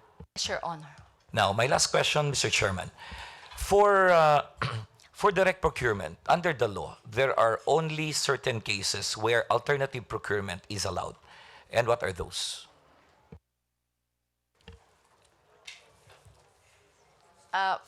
There are a lot of alternative types of Yes, procurement. just name way because unless the procured item is not available in the Philippine setting or it involves extraordinary science and technology involved, then a direct procurement is allowed. Okay. So can you please name those instances where an alternative mode should be the recourse of the procuring entity? So I will concentrate on the direct contracting. Yes, go ahead. As indicated under the implementing rules and regulations of RA 9184, direct contracting may be resorted to under any of the following conditions: procurement of goods of proprietary nature, which can be obtained only from a proprietary source, that is, when patents, trade secrets, and copyrights prohibit others from manufacturing to the same item. Letter B, when the procurement of critical components from a specific supplier is a condition precedent to hold a contractor to guarantee its project performance in accordance with the provision of its contract. Or letter C, those sold by an exclusive dealer or manufacturer which does not have sub-dealers selling at lower prices and for which no suitable substitute can be obtained at more advantageous terms to the government. So did these 70 units qualify in the for alternative mode of procurement? Don't have any information if who is the awardee for this, if he has the required documents to prove that he is an exclusive dealer or manufacturer of photon trucks. Thank you, Mr. Chairman. Thank you. Majority Floor Leader. May I proceed, Mr. Chairman? May we avail still of the presence of Mr. Castro. Mr. Castro, I have been given documents here of a receipt purportedly issued by Grand Star Motors and Industrial Corporation, sold to Provincial Government of Ilocos Norte, Lawag, Ilocos Norte, 40 units, mini truck, unit price 465,000 pesos, amount 18,600,000 pesos which matches exactly with the first transaction that was not published in the PhilJeps. And attached to the document, Page, can you, I'm just wondering because attached to the document are a list of 40 vehicles with photographs, and the attached document lists 40 photon mini trucks. Can you kindly show, Mr. Castro, if the serial numbers appearing in those 40 listed vehicles there match the array in his possession? Pakicheck mo. Sa dali lang yan. Tignan mo yung 40.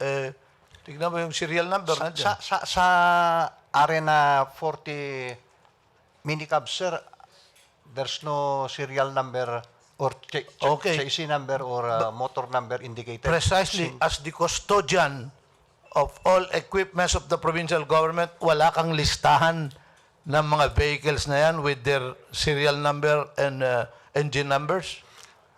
Wala nga pong dumating na document sa amin, sir. So you are saying that as the General Services Officer of the province, your inventory of these 110 vehicles do not carry the serial numbers and engine numbers? Yes, Your Honor. You are stating that under oath? Yes, Your Honor. Okay. Now, since you are already there, Mr. Page, can you show that to Mr. Agkawili? Mr. Agkawili, may I remind you, Pete, may I call you Pete? Because you were employee when I was the governor and you are a graduate of Bachelor of Laws. So you should be more adept, perhaps, than the rest, especially so that your name appears in many of these documents. Can you kindly, for the benefit of the committee, identify yourself and all positions and designations that you occupy in the provincial government of Ilocos Norte?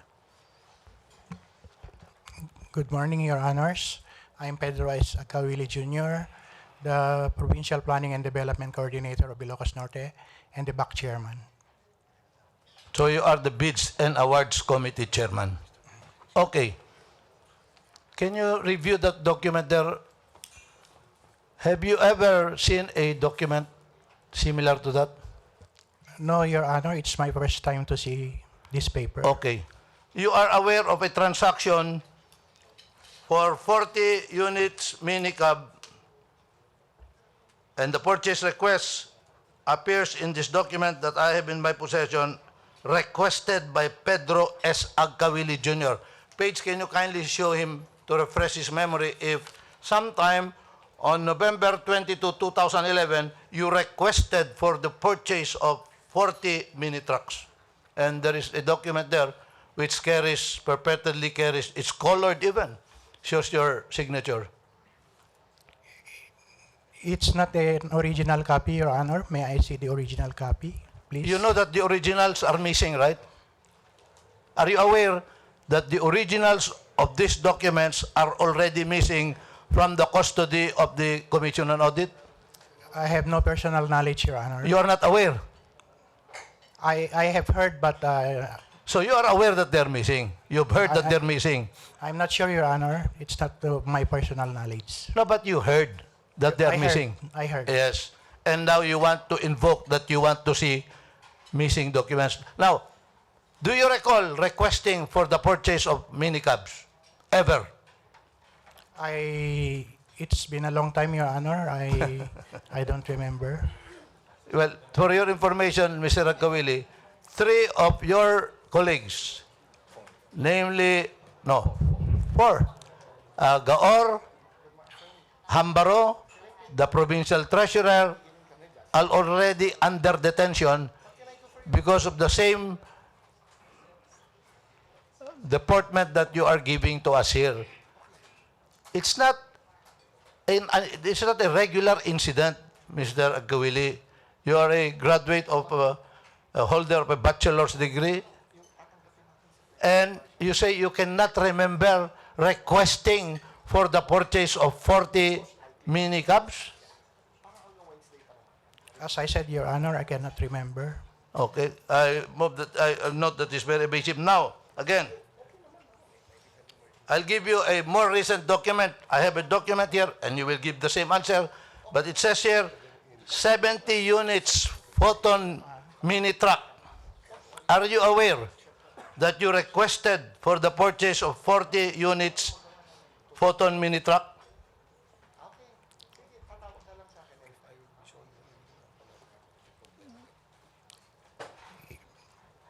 If I will be shown the original, Your Honor, I will... The originals are all missing. But before you came here, Phil Jeps already testified that you published in Phil Jeps for the requisition, in fact, of 5 buses and 70 photon mini trucks. As the back chairman, are you not responsible for publishing these purchases or procurements?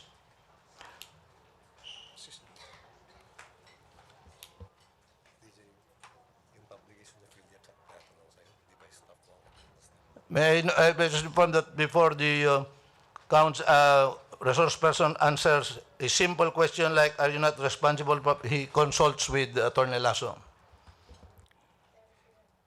Can you please answer the question, Mr. Agkawili? As I said, Your Honor, I don't remember the publication, Your Honor. Okay.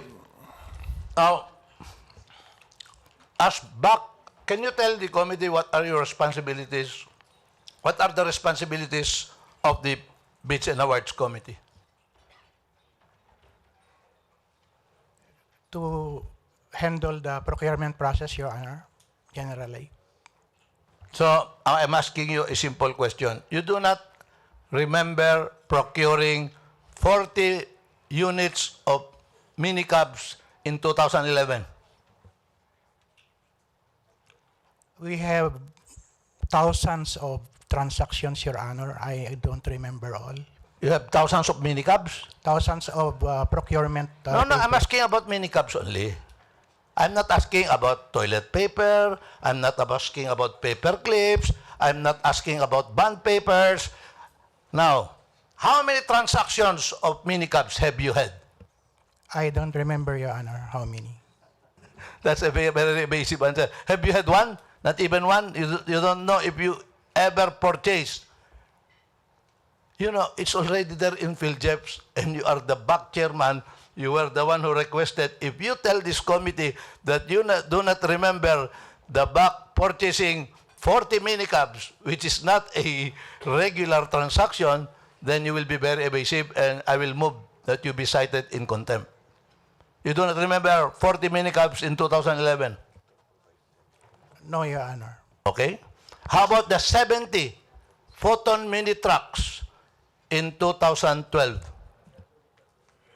Likewise, no, Your Honor. You do not remember? You do not remember that the province procured 70 mini trucks, photon? I ask you a question. The record will state that he's taking long to answer. Are you saying, do you want to give the impression to this honorable committee that in 2012, you do not remember the province procuring 70 units of photon trucks? I do not remember, Your Honor. Okay. Do you know if the province has mini trucks? Yes, Your Honor. Oh. You know that there are mini trucks and you don't know how these were acquired and you are in charge of procurement? Did you not ask, where did this come from if you do not know? You say you do not know of any transaction or remember, yet when you saw them, you did not ask where they came from. I don't remember the dates, Your Honor. I didn't ask the dates. I asked you only if you saw photon mini trucks. I saw many trucks, mini trucks, Your Honor. You have so many? How many do you have? No, how many mini trucks do you have? I'm not the custodian of the record, Your Honor. No, but you said there are so many. The exact number, Your Honor, I don't. I'm not asking you about the exact number. About the procurement, have you ever procured photon mini truck in the province of Ilocos Norte? Alam niyo ano, you're being coached and you all agreed, but we will go deeper into this. We will not stop. We can ask the land bank to show to whom the checks were paid, who negotiated for 32.55 million, who negotiated for 15.3 million, and they will, this does not cover the Secretary of Bank deposits because they are public funds. And the land bank will say that, and I am now telling it here, that the land bank records will show that 18.6 million, I didn't look at the records yet, but I am telling you now, that they will testify that 18.6 million with check number so-and-so was encashed by Encarnacion Gaor, and that, and dated December 1, 2011, and 15.3 million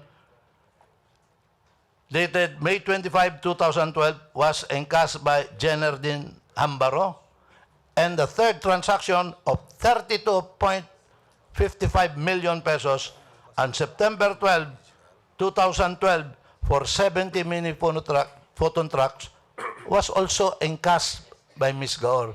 So you cannot cover this up because they will testify and Hambaro will be shown to be lying, the provincial treasurer, including you, because now, Madam, the PhilJeps here, can you please refresh his memory, Madam, as to what appears in your data bank as to bases? With regard to the purchase of 5 units buses amounting to 15,300,000, there was a bid notice abstract published by the province of Ilocos Norte for the procurement of bus for the province of Ilocos Norte with an approved budget for the contract of 15,300,000. And the contact person is Mr. Pedro S. Agkawili as the bank chair. It was published on May 24, 2012. See, Pete, there are public documents. And now you come here looking so tense and nervous, saying, I cannot remember.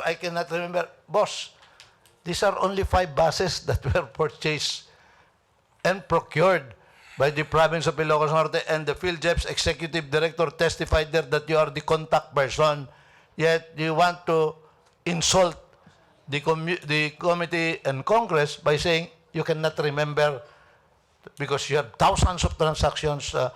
Now, I'll ask you and refresh your memory. Did the province ever purchase any bus? Or has the province ever purchased any bus? He's asking his lawyer. We are only asking for factual matters here. Mr. Chairman, can you please ask the permission first of the committee or the chairman before he consults with his lawyer? Yes, Attorney Lasso, before you consult with your client, please ask permission from this chair or from this committee. Mr. Chairman, before the council Noted, makes Your his Honor. manifestation, and likewise the witness, much has been made of the lack of original documents. That seems to be a recurring theme of their defense. May I just once again repeat what the Honorable Deputy Speaker Miro Kimbo raised in evidentiary rules, really. The theory of spoliation of evidence accepts secondary evidence. Evidence reproduced from the original given the lack of evidence. This is the best evidence rule. And it is also a general theory that those who benefit from the missing evidence most likely are the culprits.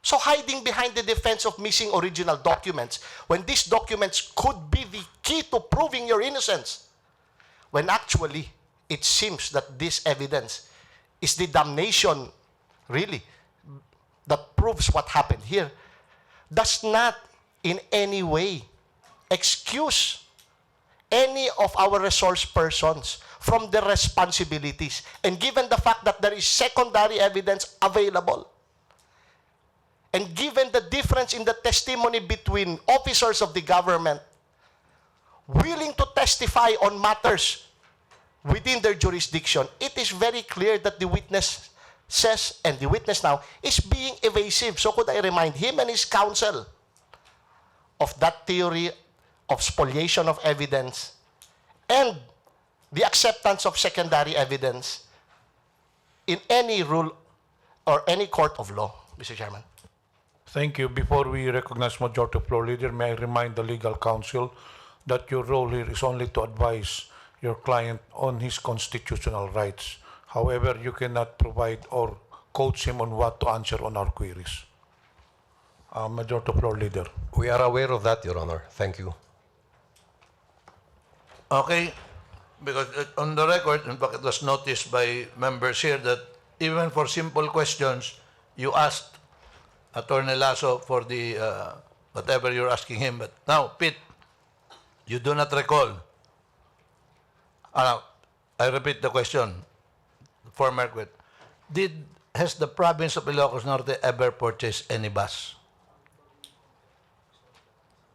Yes, we purchased, Your Honor. When? I don't remember, Your Honor. How many did you purchase? I don't remember the number, Your Honor. 1? I'll tell you 5. Am I correct or wrong? I know even where they were distributed. There are arrests here. Are you kidding? We have arrests here. Even all the 70 and 40 minicabs, there are arrests here. Yet you, the back chairman, will come here. I do not remember. There are 5 buses. Are you not aware that you procured 5 buses second-hand, and the specification as you yourself published? Now, I'll ask you, did you publish in the PhilJeps about buses? As you must have heard, the executive director read from their data bank that you are even the contact person for this publication. Do you remember that, or you don't remember either? I respect the PhilJeps, Your Honor. What does that mean? So, they are correct. If that is their record, Your Honor, it's. But we have other modes of publication. Now, are you saying that you publish these buses by other modes? We're talking of the 5 buses. Because now PhilJeps says that it was published through their system with you as the contact person, but now you say you respect them, but you have other modes of publication.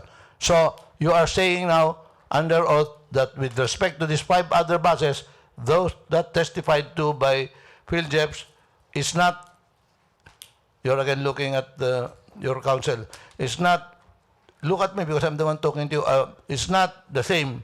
You have other modes of publication. Yes, Your Honor. What other modes? Like in our website, Your Honor. Okay. So you posted this in your website? I remember, Your Honor. We posted it. So you remember posting this transaction in your website?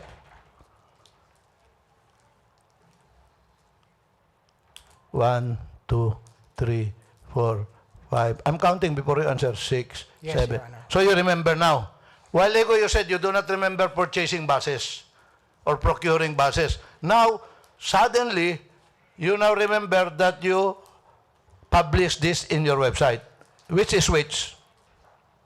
You don't remember purchasing the buses, or you remember publishing it in your website? I remember purchasing the buses, Your Honor, but I'm not sure if it is that transaction, Your Honor. Which transaction? Which transaction are you talking about? I'm just talking of the transaction of the bus that you procured. So, let us go to the ones you procured. How did you procure them? Can you tell this honorable committee? The one that you published, you remember publishing in your own website. So, how can you tell this committee how you proceeded? We followed provisions of RA 9184, Your Honor. Oh, tell us. What? What did you do first? You publish it. Yes, Your Honor. When? I don't remember. No, I mean, upon seeing the what triggers the publication in the website? Is it the purchase request? Is it the obligation request? Is it the purchase order? Who issues purchase orders anyway? The head of agency, Your Honor. Who is the head of agency in this case? The governor, Your Honor. Are you saying that for the buses, the purchase orders were signed by the governor?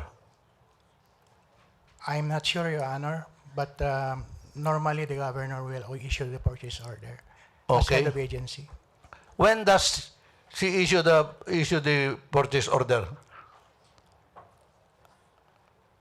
You educate us here because we are trying to look at your processes in the provincial government of Ilocos Norte so that maybe we can do something about it. So, what comes first? Ano na una, yung disbursement voucher or purchase request? Purchase request, Your Honor. Very good. Then after purchase request, ano sumusunod doon? If it's already approved, the Who approves it? head of agency, Your Now, Honor.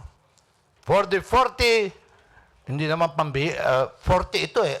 Governor Marcos assumed office as governor in June 30, 2010. So it appears that on December 2011 or the following year, I have documents here showing you as requesting for the purchase of 40 mini trucks. So, do you recall that now? Na nag-request ka na bumili kayo ng 40, hindi pambihirang, hindi pangkaraniwan transaction yan. Bibili ka ng 40 mini trucks, you would certainly remember that. Ikaw pa ang back chairman.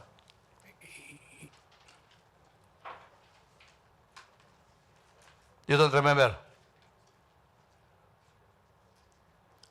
I remember, Your Honor, but may I see the original paper if there is any? See, you're lying. Because first, you said you don't remember.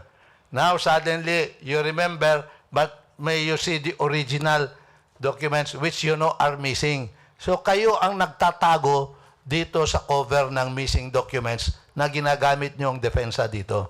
Delikado ka dyan, Pete. When this goes to the Ombudsman and the Sandigan Bayan, kawawa ka naman.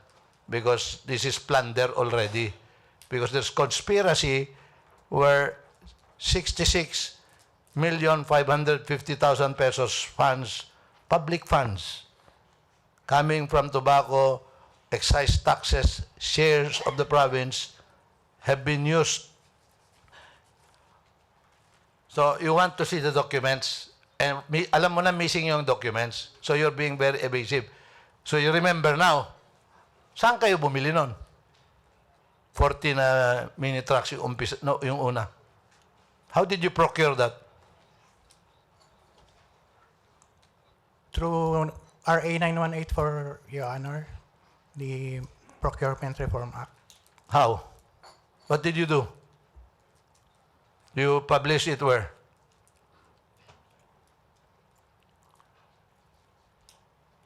In the website, Your Honor, and then the Phil Jeps, I remember right.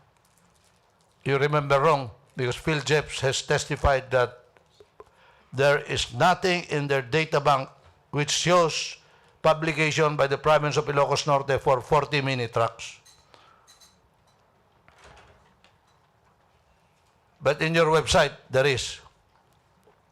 Yes, Your Honor. Do you have, can we have a computer and look at their website now? Para makita natin sa website nila. So, you published 40. Is this correct? The amount for that is 18,600,000 pesos. I don't remember the amount, Your Honor. Okay.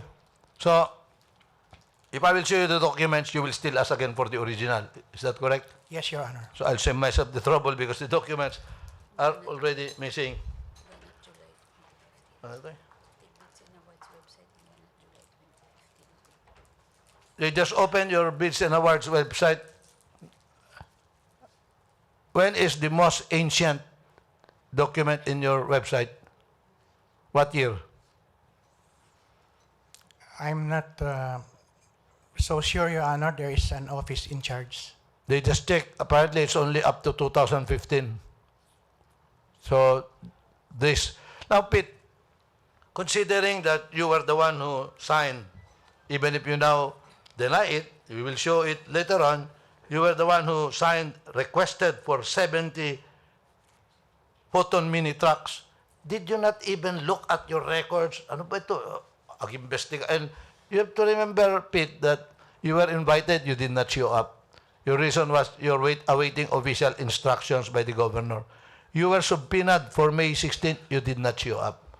Now, you appear here today, May 29, almost the whole month of May, from May 2nd until the third to the last day of our session, we've been talking about this, and you did not bother to look for these documents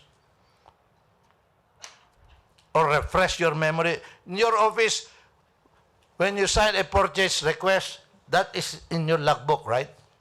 I know, di ba? Every office, when you issue a purchase request, meron kang logbook doon. Purchase request, description, amount, status, di ba? O, aakyat kay governor. Pagbalik nun sa'yo, pagtanggap mo, nandyan yan. And in your PBAC, where you are the chair, mag-ingat ka because you are under oath here. Anything you're saying here will be used against you in any court of law. Kaya mag-ingat ka. Alam mo, look at how tense you look here. Yung deportment mo, takot na takot ka eh. Because if you were just telling the truth, yes sir, opo sir, meron po, bumili kami po niyan eh. Nasa website po namin. Eh, ba't di mo kinuha sa website nyo? Para mapakita mo sa amin dito, like Phil Jeff has done. You know the subject of the inquiry already. Since as far back as April, when you first received your invitation, but you all come here and say, we want to see the original document, which you all know are missing. So, did you not bother to look at your records so that you will refresh your memory? It's been more than 5 years, Your Honor. And your records are not there? I believe so, Your Honor. So, you have cleaned. You believe that your records are no longer there. When did you last check? Did you bother to check your records?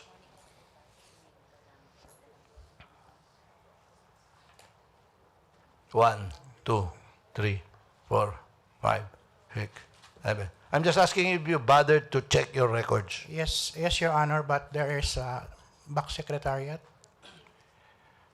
No, I'm asking you if you check your records. I'm not asking you if there's a back secretariat. Since you are the ones subpoenaed here, you are the ones being asked to be a resource person here, not your back secretariat, you know the transactions involved here.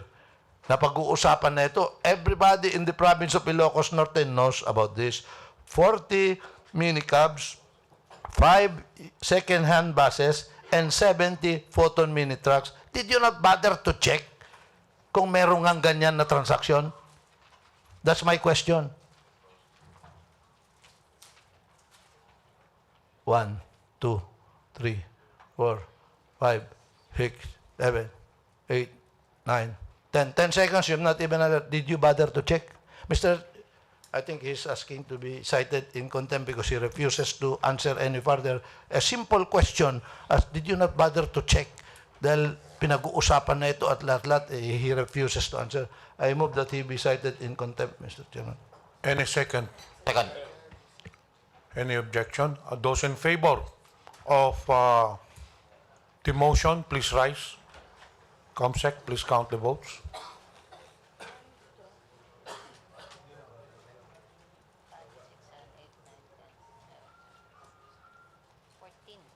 For those against, 14 in favor, none against. The motion is hereby approved. May I proceed, Mr. Chairman?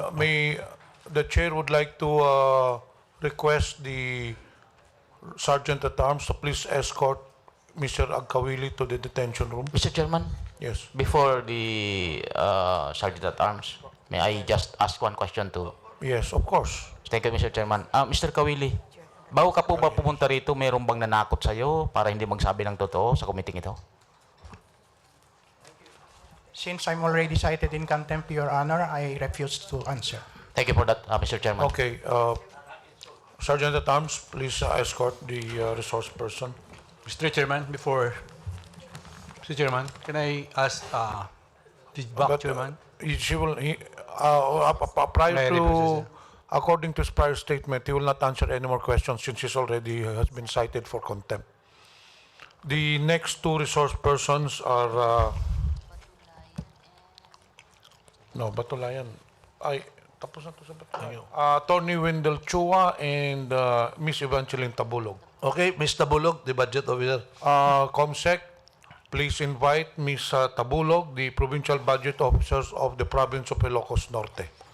Mr. Chairman, may I just address Attorney Lasso here. Toto, sana we can advise them that we will adjourn Sinedje on Wednesday. So even when we adjourn this meeting of the committee, I will move to the committee that if they are willing to answer our questions now, factual questions, then we will convene again to hear them and give them the opportunity because they will stay there until July 25. Pag nag-adjourn na kami, Congress is not in session, and there will be no one who can act on their release. So, appeal lang yun for their own benefit. It's up to them. I'm just telling you of our calendar because we will adjourn Sinedje on Wednesday until 10 in the morning of Monday, July 24. 7 weeks po na mawawala kami dito. Magsasara po ang Congress. Thank you, Mr. Chairman. While waiting for the resource person, may I ask a question to Mr. Biernes, the resident auditor at the time of the transaction? Mr. Biernes, napakinggan na po natin lahat yung facts, lalo na dun sa PhilJeps, no? Dun sa bases, very clear, May 24 ang publication, pre-bid conference, May 31, date of bidding, June 14, hindi po ba? However, yung date ng cheque, May 25. So, ibig sabihin, binayaran yung bases, ni wala pa yung bidding. Ngayon, doon sa 70 photon trucks, publication September 7, opening date of bidding, September 13. Ang cheque po is September 12, one day before na supposedly date of bidding. Now, you were the resident auditor at that time. Lahat ng transactions, hindi ba napopost audit nyo? That is your mandate. Wala ba kayong nakitang anomalya or hindi ba nyo nakita na itong transaction na ito may ikikangang pagkakamali sa auditing rules and regulations? Ano bang ginawa ninyo doon? Doon sa audit observation memorandum ninyo, ang nilagay lang ninyo for liquidation. But you did not cite any violation of Republic Act 9184. That for any purchase of any equipment, it should undergo the provisions of Republic Act 9184. Very clear na ho ito. Ang date of bidding ay yung bayad, binayaran bago nag-bidding. Ibig sabihin, wala pang bidding, binayaran na yung kayo pong auditor. You are the watchdog of the government funds. Wala kayong nakikitang masama sa nangyari doon sa Ilocos Norte. Pakisagot lang po. Your Honor, I did not noted the dates, Your Honor, but I referred to my team leader, Your Honor. Ba't hindi po ba mandate to ninyo na post-audit nyo ito? Hindi ba dumaan ito sa post-audit? Yun ang tanong ko po. You were not able to post-audit this transaction?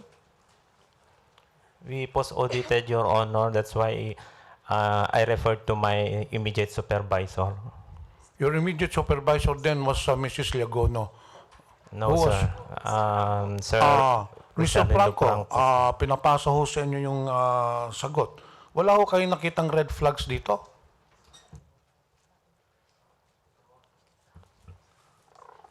Your Honor, sa dami kasi ng kinokoberan kong area, hindi ko na masyadong napansin.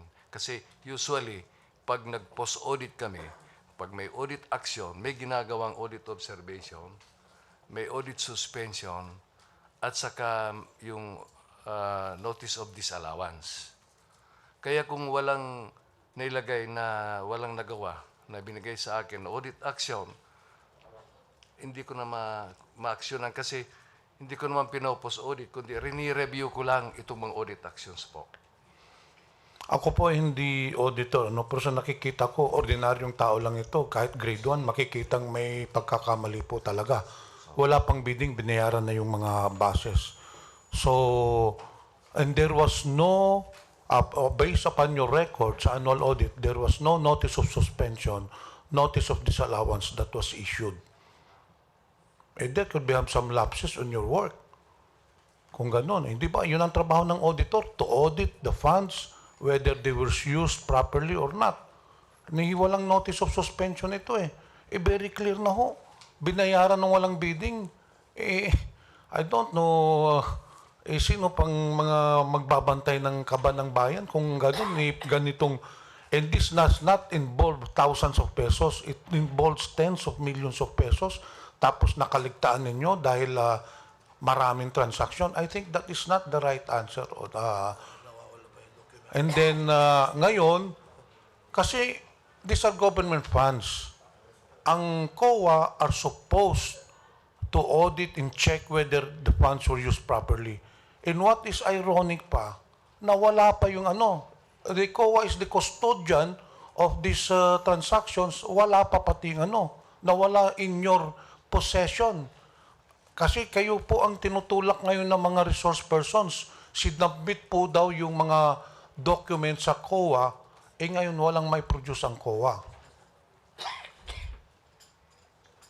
Yung tungkol sa pagkawala nun, Your Honor, I was already assigned in Ilocos Norte nung malaman na nawala.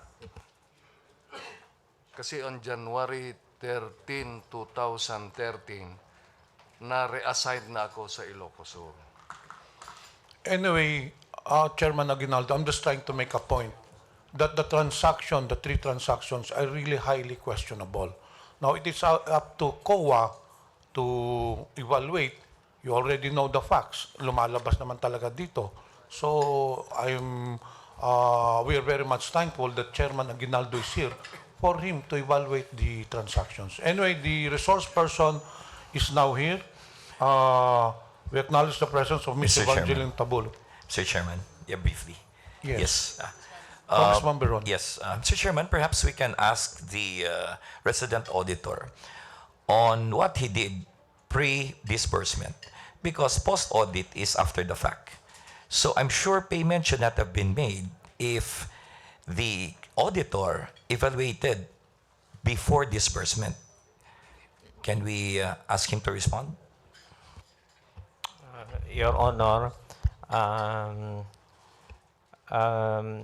when we was audited the liquidation, I'm referring to the last two checks, Your Honor. I referred to my immediate supervisor for his further comments, review and evaluation, Your Honor. And what was the report or the response of your immediate superior, Mr. Resident Auditor? If I remember right, Your Honor, no comment, Your Honor. Mr. Chair. It's very clear, Mr. Chairman, that the COA people are equally liable. Dito pa lang, kanina sinasabi ni Back Chairman na hindi niya alam or sinasabi niya na they have actually complied with the provisions of the 9184 with respect to publication. COA should have noticed that there was no PhilJEP's publication for the third transaction, which involved the 40 trucks. That alone is a disqualification because even the publication in your own website is not an alternative mode for publication because the mandatory mode according to PhilJeps, according to to 9184, the mandatory publication is the PhilJeps. And then the accessory publication is the website and the newspaper of national circulation.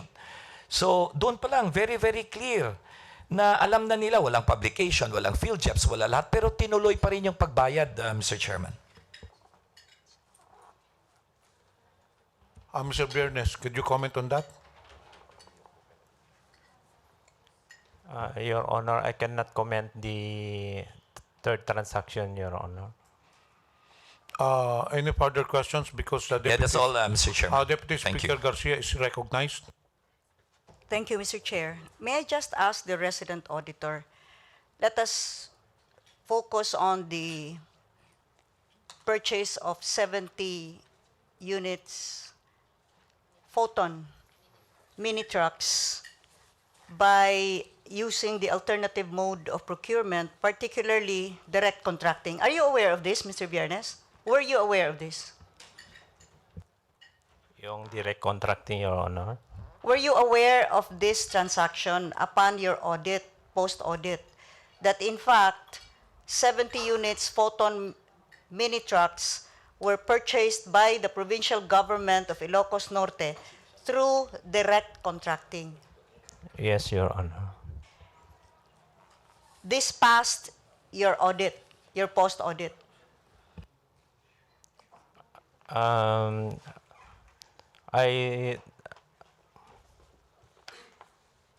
The papers went through you. You had to audit it, di ba? Yes, Your Honor.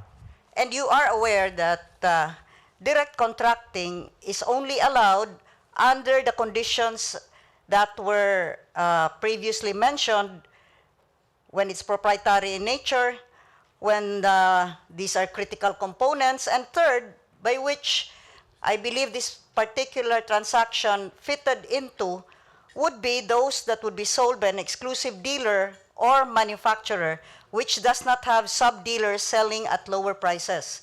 You're aware of this, Mr. Viernes?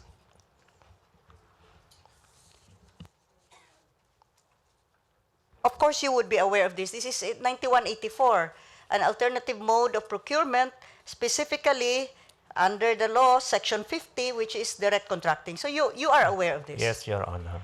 And when you reviewed the papers pertaining to the transaction of the provincial government of Ilocos Norte, which involved 70 units photon mini trucks through direct contracting, did you check whether or not any of these conditions were in fact fulfilled? Because this was not an ordinary bidding. The provincial government availed of an alternative mode of procurement. And we know very well that when an alternative mode of procurement is resorted to, there are very, very strict conditions that must be complied with. So when you reviewed the papers pertaining to the 70 units photon mini trucks, did you check whether or not letter C, which states those sold by an exclusive dealer or manufacturer which does not have sub-dealers selling at lower prices and for which no suitable substitute can be obtained at more advantageous terms to the government? Did you check whether this particular condition was in fact fulfilled? Your Honor, no, Your Honor. That's why I referred to my team leader, Your Honor. So what is your job as a resident auditor? What does auditing mean for you? What were you doing then? How did you define your job? Because before you refer to your supervising auditor, it passes through you for review. What are you telling me, that you just literally let the papers pass through you without you checking on whether or not such transactions were in compliance with law? Your Honor, because of the amount involved, Your Honor, I referred to my team leader for his further evaluation, Your Honor. Oh, you have a cap? Are you good for only the purchase of 5 items pencils or 10 pieces of bond paper? Are you telling me that you have a particular limit? That No. you can only review transactions that involve how much? 5 pesos, 10 pesos, 20? No particular amount, Your Honor. Then why did you have to refer it when, if there is no such limitation, isn't it your primary duty as the resident auditor to review all transactions and check whether or not these are in compliance with existing laws, rules, and regulations? Your Honor, because the amount involved is big and it was You are being evasive, Mr. Viernes. I had a very simple question. Did you check whether this particular transaction amounting to 32 million? 32,500,000 procured under an alternative mode of procurement, which is specifically direct contracting, and which has very, very strict conditions under which such an alternative mode of contracting may be availed of. This is not involving other transactions which involve ordinary biddings. More often than not, a local government unit tries to avoid alternative modes of procurement because there are very, very strict conditions attached to these modes. So that as far as this particular transaction is concerned, please answer me yes or no. Did you not in fact find out that the condition which states that these items may only be procured when sold by an exclusive dealer or manufacturer, which does not have sub-dealers selling at lower prices and for which no suitable substitute can be obtained at more advantageous terms? Did you not in fact notice that this particular condition was not fulfilled? I did not notice, Your Honor. You did not look for a certificate of exclusive dealership or exclusive manufacturer? Isn't that what you look for in any transaction when this is done by direct contracting? Yes, That yes. is a standard operating procedure for all auditors, is it not? Yes, Your Honor. And you did not look for this particular certification? I did not. I cannot remember, Your Honor, if there is the certification. You cannot remember or you did not see that particular certification? Cannot remember. That's why I referred to my. You did not see such certification? Cannot remember, Your Honor.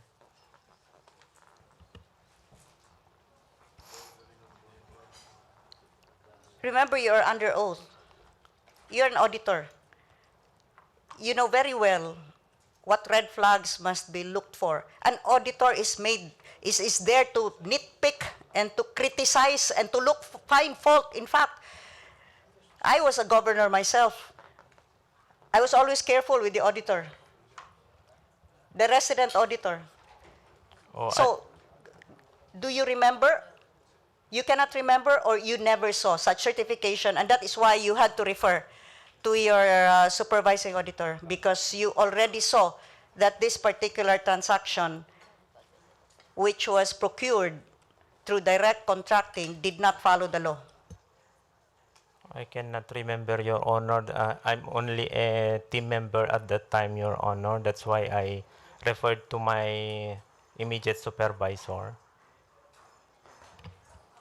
I'll just put on record, Mr. Chair, that I cannot also accept the answers of the resident auditor being tasked to review all documents that pertain to transactions that are that involve the provincial government.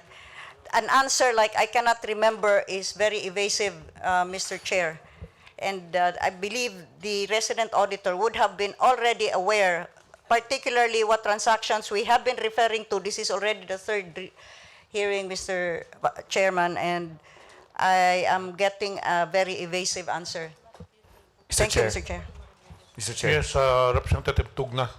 Mr. Chair, in relation to the topic of the resident auditor and his supervising auditor, I have here with me the minutes of the meeting dated May 16, 2017. Page 9 of page 14, and it states here that COA Chairman Aguinaldo that he already issued an instruction to the regional director to look into the matter. Without preempting your action, Mr. Chair, without preempting the action of the chairman of the Commission on Audit, more or less, how long does it take for an internal investigation of your commission to finish? So more or less, this committee will have an idea as to when the internal investigation will be completed, Mr. Chair. If I may, Your Honor, there is an internal report that is being finalized. No, it's only being finalized because they were only able to complete the affidavits last Friday. After that, the recommendations are there, and if there's any investigation recommended, we actually have a internal affairs process by which they're first given a chance to explain, and then if their explanation is insufficient, then a notice of charge is issued against them. They're allowed to respond. I can't say exactly how long it might take because there are quite a number pending with us, but ordinarily it shouldn't exceed 6 months. Ordinarily. There are some that have, no, but ordinarily it shouldn't exceed 6 months. That's Thank all, you, Mr. Chair. Mr. Chair. Deputy Speaker Garcia. I just wish to remind Mr. Cornelio Viernes that you did execute an affidavit. And in this affidavit, may I read, that at the time I post-audited the 2 check disbursements covering 2 cash advances, check number 870321 dated May 25, 2012 in the amount of 15,300,000 and check number 871405 September 12, 2012 in the amount of 32,550,000. This is the check referring to the payment for the 70 units Photon mini trucks. I noted that these were cash advances instead of paying directly to the supplier, prompting me to prepare an AOM for management to comment. Mr. Viernes, you noted, in fact, that these were cash advances, and yet you never noted that the payment for the 70 units Photon mini trucks procured through direct contracting did not carry a certification of exclusive manufacturership or exclusive dealership. So, just to refresh your memory, you're very much aware as regards the cash advance, but you never noted that the procurement for these 70 units Photon mini trucks did not carry that all-important certification, which should have been certificate of exclusive manufacturership or distributorship. Mr. Bernes, please answer or make a comment. I'm only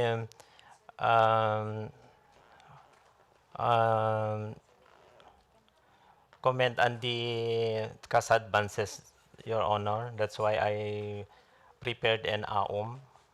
Yes, that's right. But earlier you testified that you had in fact referred to your direct supervisor because you did not remember whether or not there was a certificate of exclusive distributorship. That is not contained in your affidavit. Yes, What Your is in Honor. your affidavit is only your AOM as regards cash advances? I, I did not noted uh, some deficiencies on the liquidation report, Your Honor. You did not note the most important point as regards the mode of procurement and the most important piece of paper that would have qualified such a procurement under direct contracting. You did not see that. Sa tingin ko po noon, kompleto, Your Honor. And but then I referred to my immediate supervisor. Which is which? Sa tingin mo kompleto, kaya refer mo sa immediate supervisor, or you do not remember, kaya refer mo sa immediate supervisor, or wala kang nakitang certification, kaya refer mo sa immediate supervisor mo. Tatlo yun eh. Sa tingin ko po noon, kompleto, Your Honor. So there was no need to refer it. I refer it, Your Honor, because of the amount involved and it was paid through cash advance. Okay, Mr. Chair. Mr. Chairman, I would just like to ask Mr. Viernes and for our committee. We keep mentioning procurement. And the resident auditor was very right in mentioning the red flag for him was a cash advance. So my question is, did a procurement actually take place? Because as I understand, procurement is the provincial government will pay the supplier. It could have been that the processes of procurement now are what we are discussing. Was there indeed publication? Was there delivery? Or if that is all in order, it is now the use of 7171 that would be questioned. Is the procurement that followed in line with the mandate of 7171? But as we go deeper into the discussion, how can there be a procurement when it is a private individual who is holding on to the cash? She purchased them, then donated them to the provincial government. She paid in behalf of the provincial government. Because it is very clear, in spite of the missing documents, our auditor states the check was a cash advance. So hindi po mapagkaila na cash advance ito. So there was no government procurement. An individual was given two individuals were given in excess of 60 million pesos purportedly to purchase vehicles for the government, provincial government of Ilocos Norte. Yun palang alone is already illegal, Mr. Chairman. Yes, I totally agree with the observation of Congressman Rimpi Bundok. Anyway, may I remind this body, to all members, that we are only until 2 p.m. because there will be another hearing. So therefore, we will focus our questions to the remaining two resource persons, Ms. Evangeline Tabulog and Attorney Wendell Chua. Majority Floor Leader. Thank you. The gentleman is raising his hand. Why? Mr. Chairman. Can I be excused, sir? CCR lang po ako. Of course. Of course. I mean, sorry. Okay. Before I proceed with my interpellation, Mr. Chairman, the Honorable Mike Aguinaldo, are you not taken aback by all of these things happening, that the COA is the constitutional watchdog of the government in settling the accounts of government, yet it appears that Mr. Viernes saw it cash advances of 3 transactions which never appeared in the annual audit report of the COA. How come the COA did not call the attention Mr. Franco himself when he submitted his annual audit report? Why did they not say that in their findings that first, tobacco funds were used to purchase vehicles. Second, the mode of purchase was highly irregular, if not outrightly contrary to everything in the Procurement Act, because cash was given to amounting to 66,550,000 were given to 2 employees.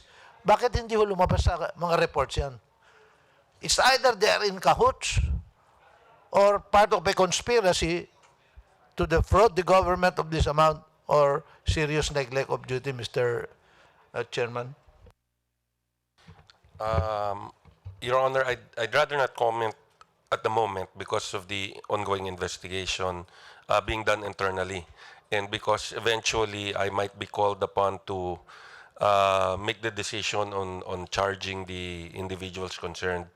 You're informing the committee that there's already an ongoing investigation. There's an internal investigation. I think the recommendation should be on my desk when I get back so I can review it. Thank you, Mr. Chairman. Yes, although I think this is something we also stress, we try to stress, no, that if they see a flag, even if it's actually explained, that sometimes it should be included in the report so that you don't get a situation like where, baka sitahin ka in the future because you did not mention it. Kahit na may sagot naman yung and you found the answer acceptable, it should appear in the audit report para lang naka-record na it was brought up and sinagot naman. I think sometimes the problem is they want to come out with the report right away, so the shorter it is, the better. Sometimes okay on. But for their sake, maganda na rin na binabanggit talaga nila if they see a flag, even if it's explained, banggitin nila because lalagay mo naman yung sagot nung management. And you can even say that you're satisfied with the answer. Thank you. Now, Mr. Biernes, what did you state in your findings or report to your supervisor? Anong sinabi mo doon? Verbal, Your Honor, that verbal yung liquidation. Oh, Your Honor,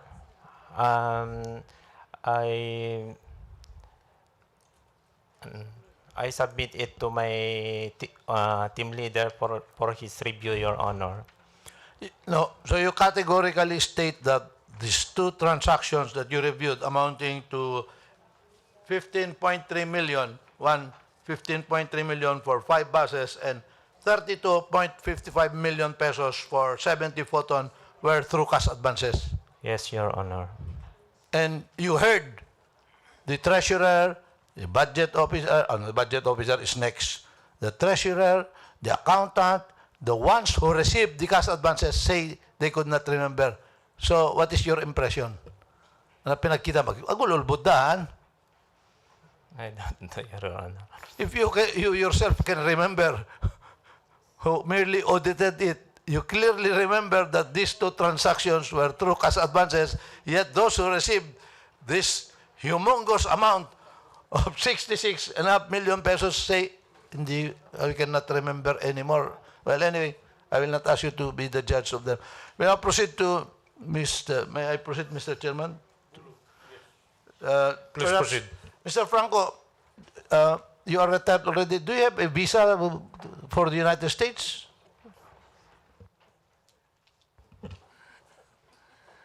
Meron matagal na yun. I'm not asking you, you have a visa. Oo, matagal na. Pero matagal na yun. You don't have a visa now? May 2 years pa, Your Honor. Oh. Are you planning to go abroad anytime? No, Your Honor. Hindi ka na namin ilalagay sa lookout bulletin kung gano'n kung wala kang plano. Pero kasi nga, ikaw nag-audit nito eh.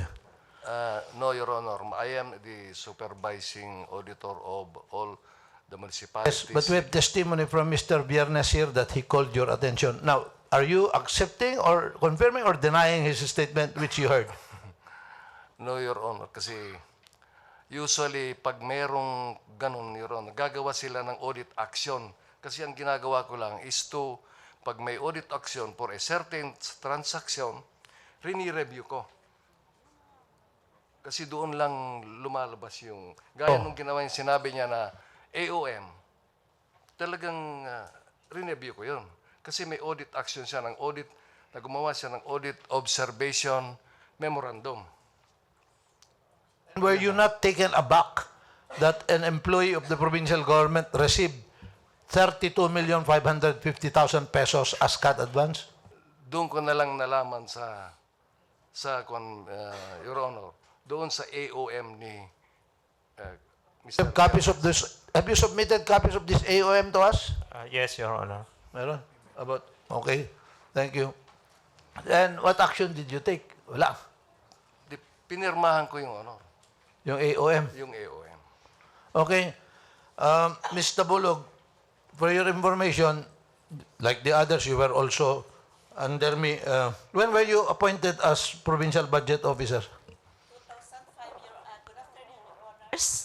I was appointed the provincial budget officer last 2005, August 11, 2005, Your Honor. At least hindi ako, I was not the one who appointed you pala. Oh, thank you. But I May was in the saving grace. service since 1983, Your Honor. Okay.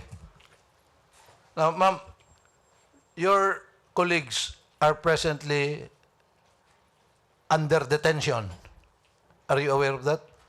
Yes, Your Honor. Because they've been cited in contempt for refusing to answer simple questions. I hope you will not join them. Yes. Our questions are simple.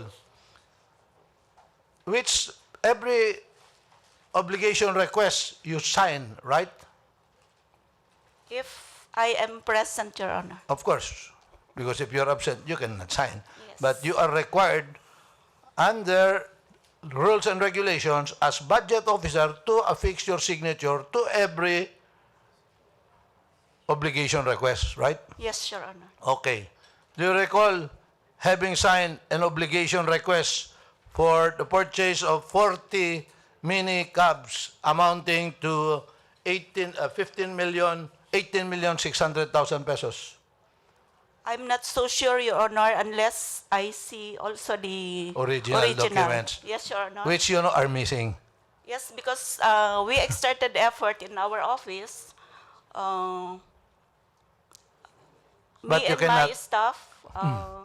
But I'm sorry to tell this body that we cannot find any Okay.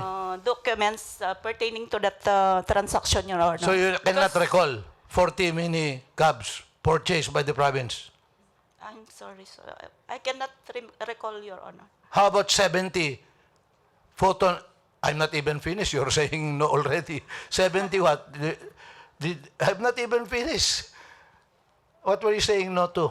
70 what? All the transactions stated in the So you're giving a notice, blanket denial Your Honor. of knowledge of any of these transactions? Because Maybe, sir, I have if- here one document where the signature Evangeline C. Tabulog appears over the name printed Evangeline C. Tabulog. Obligation request for RA 7171. Purchase of 40 units minicab for distribution to the different barangays of Ilocos Norte, 18,600,000 pesos. Question, have you ever come across any transaction for any vehicle for minicabs? Very simple yan. Da nakita mo nga transaction iti minicab. Cannot. One, two. I'm not so sure, Your Honor. What do you mean, I'm not so sure? I'm not asking you Unless to be sure. maybe Are you aware? I How will can you not? see Ma'am, documents. look, that's why they are there in the detention cell, because you were invited to appear here on May 2nd. 2 weeks before, you received the invitation, you chose not to come here, and you wrote to the committee that your reason was because you have not received instructions from the governor. That's why the committee decided to issue a subpoena for you to appear under pain of law if you fail to appear, signed by no less than the Speaker of the House of Representatives and the chairman, the honorable chairman of this committee. You still did not appear. And then, now, you are here. You mean to say you cannot, in your office, don't you have a logbook? Yes, Your Honor, but our procedure, we have to discard logbooks, registry, or the obligation request, because in a day, Your Honor, an average of 100 transactions. Di ba, ISO kayo, you encode all of these documents in the computer, right? You are under oath. And I will ask your encoder, and she will testify that you encode all documents that you receive inside the computer. One, When two. we receive, Your Honor, it is in the logbook. No, that's not my question. You do not encode it in the computer, transactions that you do in your office? Under our registry, Your Honor. I'm asking you in the computer. You do not encode so that at a glance you can see all. Don't you scan even documents? Even during my time, we already had scanners. We had already a data bank where we can retrieve. Paano kayo maging ISO when you're saying now that all transactions, you've erased everything and do not have records? Now, don't you scan copies of these documents as the budget officer? We only have registry, Your Honor. So your answer is no, you don't. Logbook You don't put it, and registry books. which you have destroyed. This we have already discarded the 5 years 5 years. transactions. So the time required by law for you to keep them is 5 years.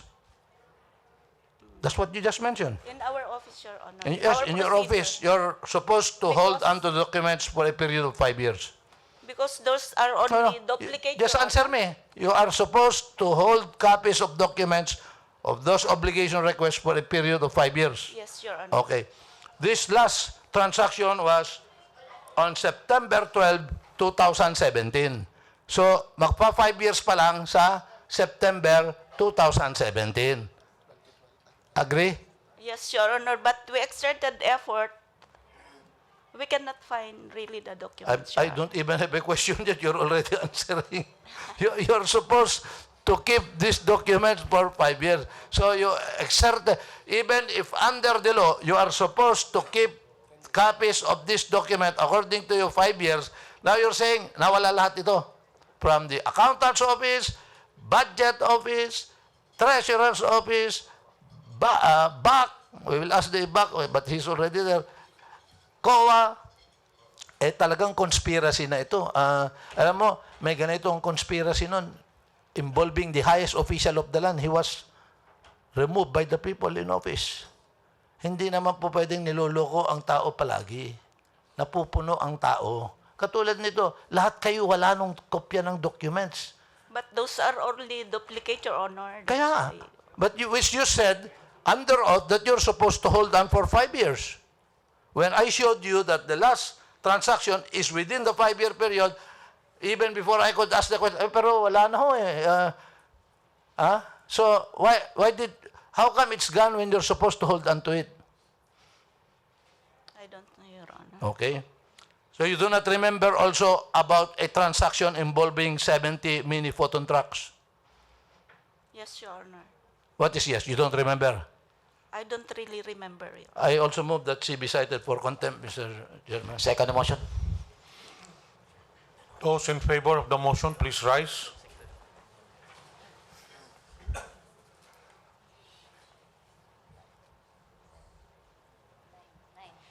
Those against? 9 in favor, none against. The motion is hereby approved. May I request the Sergeant at Arms to please escort the resource person to the detention room? And may I direct also the... Is Attorney Chua here already?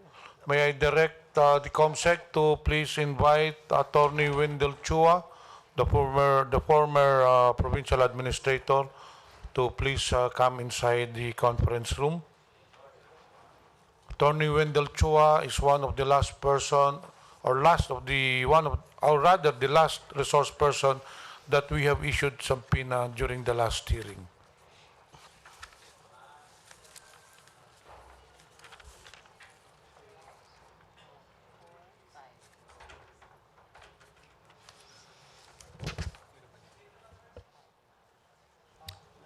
Maybe we can also refer this to the Committee on Health to look into the epidemic of forgetfulness or memory losses in the province of Ilocos Norte, at least with respect to the department heads. Anyway, for the information of the members of committee, the province of Ilocos Norte, and I would like also to inform the chairman, has the habit of procuring goods and services through cash advances. Aside from these three transactions, I have in my possession the audit observation memorandum. They also purchased portrait bust sculpture and services for the development of Poway Museum in the amount of 2.9 million pesos through cash advance. They purchased materials and installation of precast concrete for Paseo de Poway, not without bidding but through cash advance in the amount of 4.8 million. They purchased medicines through cash advance again in the amount of 5.9 million pesos. They purchased two transactions of medicines, 1.7 million. They purchased of Panlabanan 5EC for distribution to the different municipalities in the amount of 10.4 million pesos. All were made through cash advances and not the proper procurement under the rules of Republic Act 9184. So this is just a food for fodder for our members. Mr. Chairman, in view of your revelation, I move that we include into this is a committee, this committee is tasked by Congress to look into malfeasance, misfeasance, and non-feasance. We will also include, and I hope if all of these documents are missing, then it will get more interesting. May I move that we also subpoena all the documents pertaining to this AOM na yan ng AOM. And for the COA to also look into the records because these are audit observation memoranda issued by the COA. And thank you for your vigilance. Yung nga lang, nawala na yung pera. But anyway, Any second on the motion? Second. Any objection? You have any manifestation? Or is that a second? Second motion. There being no objection, the motion is hereby approved. Thank you, Mr. Chair. May I now proceed? Because Yes, please proceed. the Secretary of Agriculture is waiting for me in the office. I'll wrap this up. Windel, good afternoon. Can you please identify yourself for the record and your personal circumstances and in your connection with the provincial government of Ilocos Norte as provincial administrator? Your Honors, the members of this honorable committee, I am Attorney Windel Chua, former provincial administrator of Ilocos Norte, now the city administrator of the city of Batak, Your Honor. I was the former vice governor of the province for 3 terms, and I was the administrator of the governor in relation to this fact-finding committee in aid of legislation, Your Honors. Thank you, Mr. Chair. In fact, Windel here, as I call him Windel, was first time a board member when I was governor. Is that correct? Yes, Your Windel? Honor. We served together. Windel, there appears a purchase request here with your signature on it purportedly over the name Attorney Windel G. Chua, Provincial Administrator, requesting for the purchase of 40 units minicab on a purchase request dated November 22. Do you recall having requested for the purchase of minicabs? Your Honor, may I be allowed to see the copy, Your Honor? Comsec, please.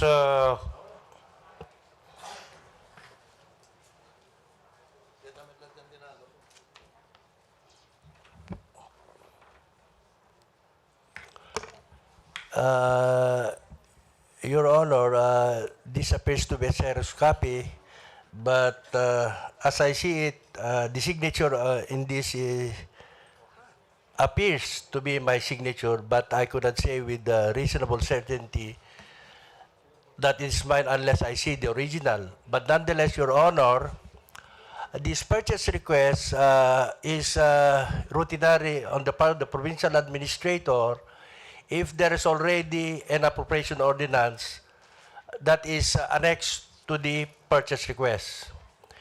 And also, if there is a purchase request, I look into the provincial ordinance, especially that it is 7171 fund, and I look also to the annual investment plan. And if there is already a signature of the approving authority, in this case, the Honorable Amy Marcos, then it is routinary on my part to obligate or to purchase the said items, Your Honor.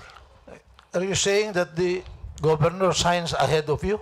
No, I mean to say the project statement, Your Honor. No, I'm referring to this purchase request. No, Your Honor. It's not the purchase request. I'm saying that in the financial transaction of the provincial government, there is the annual budget. There are also special fund under the general fund. And in this case, it is the 7171 fund, which comes not on a regular basis. It might come after 3 years. It might come in mid-year. So there will be an appropriation ordinance by the Sangguniang Palalawigan because you cannot disburse money without an appropriation made by law. So that is my first indicator whether to sign the purchase request and also the project statement made by in this case, it appears that there is a signature of the provincial development officer.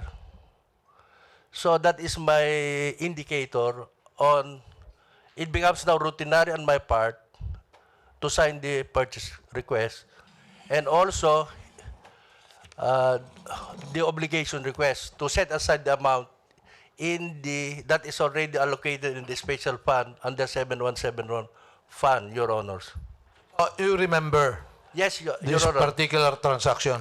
I could remember in the sense that during the years 2011 and 12, in front of the Capitol, were parked several mini trucks and buses, and later on, in front of the Centennial Arena, several mini trucks were also parked to be distributed and blessed and distributed to the beneficiaries, Your Honor.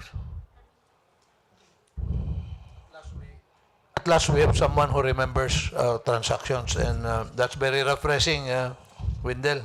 Kita ngayon ni muna katawang malagip.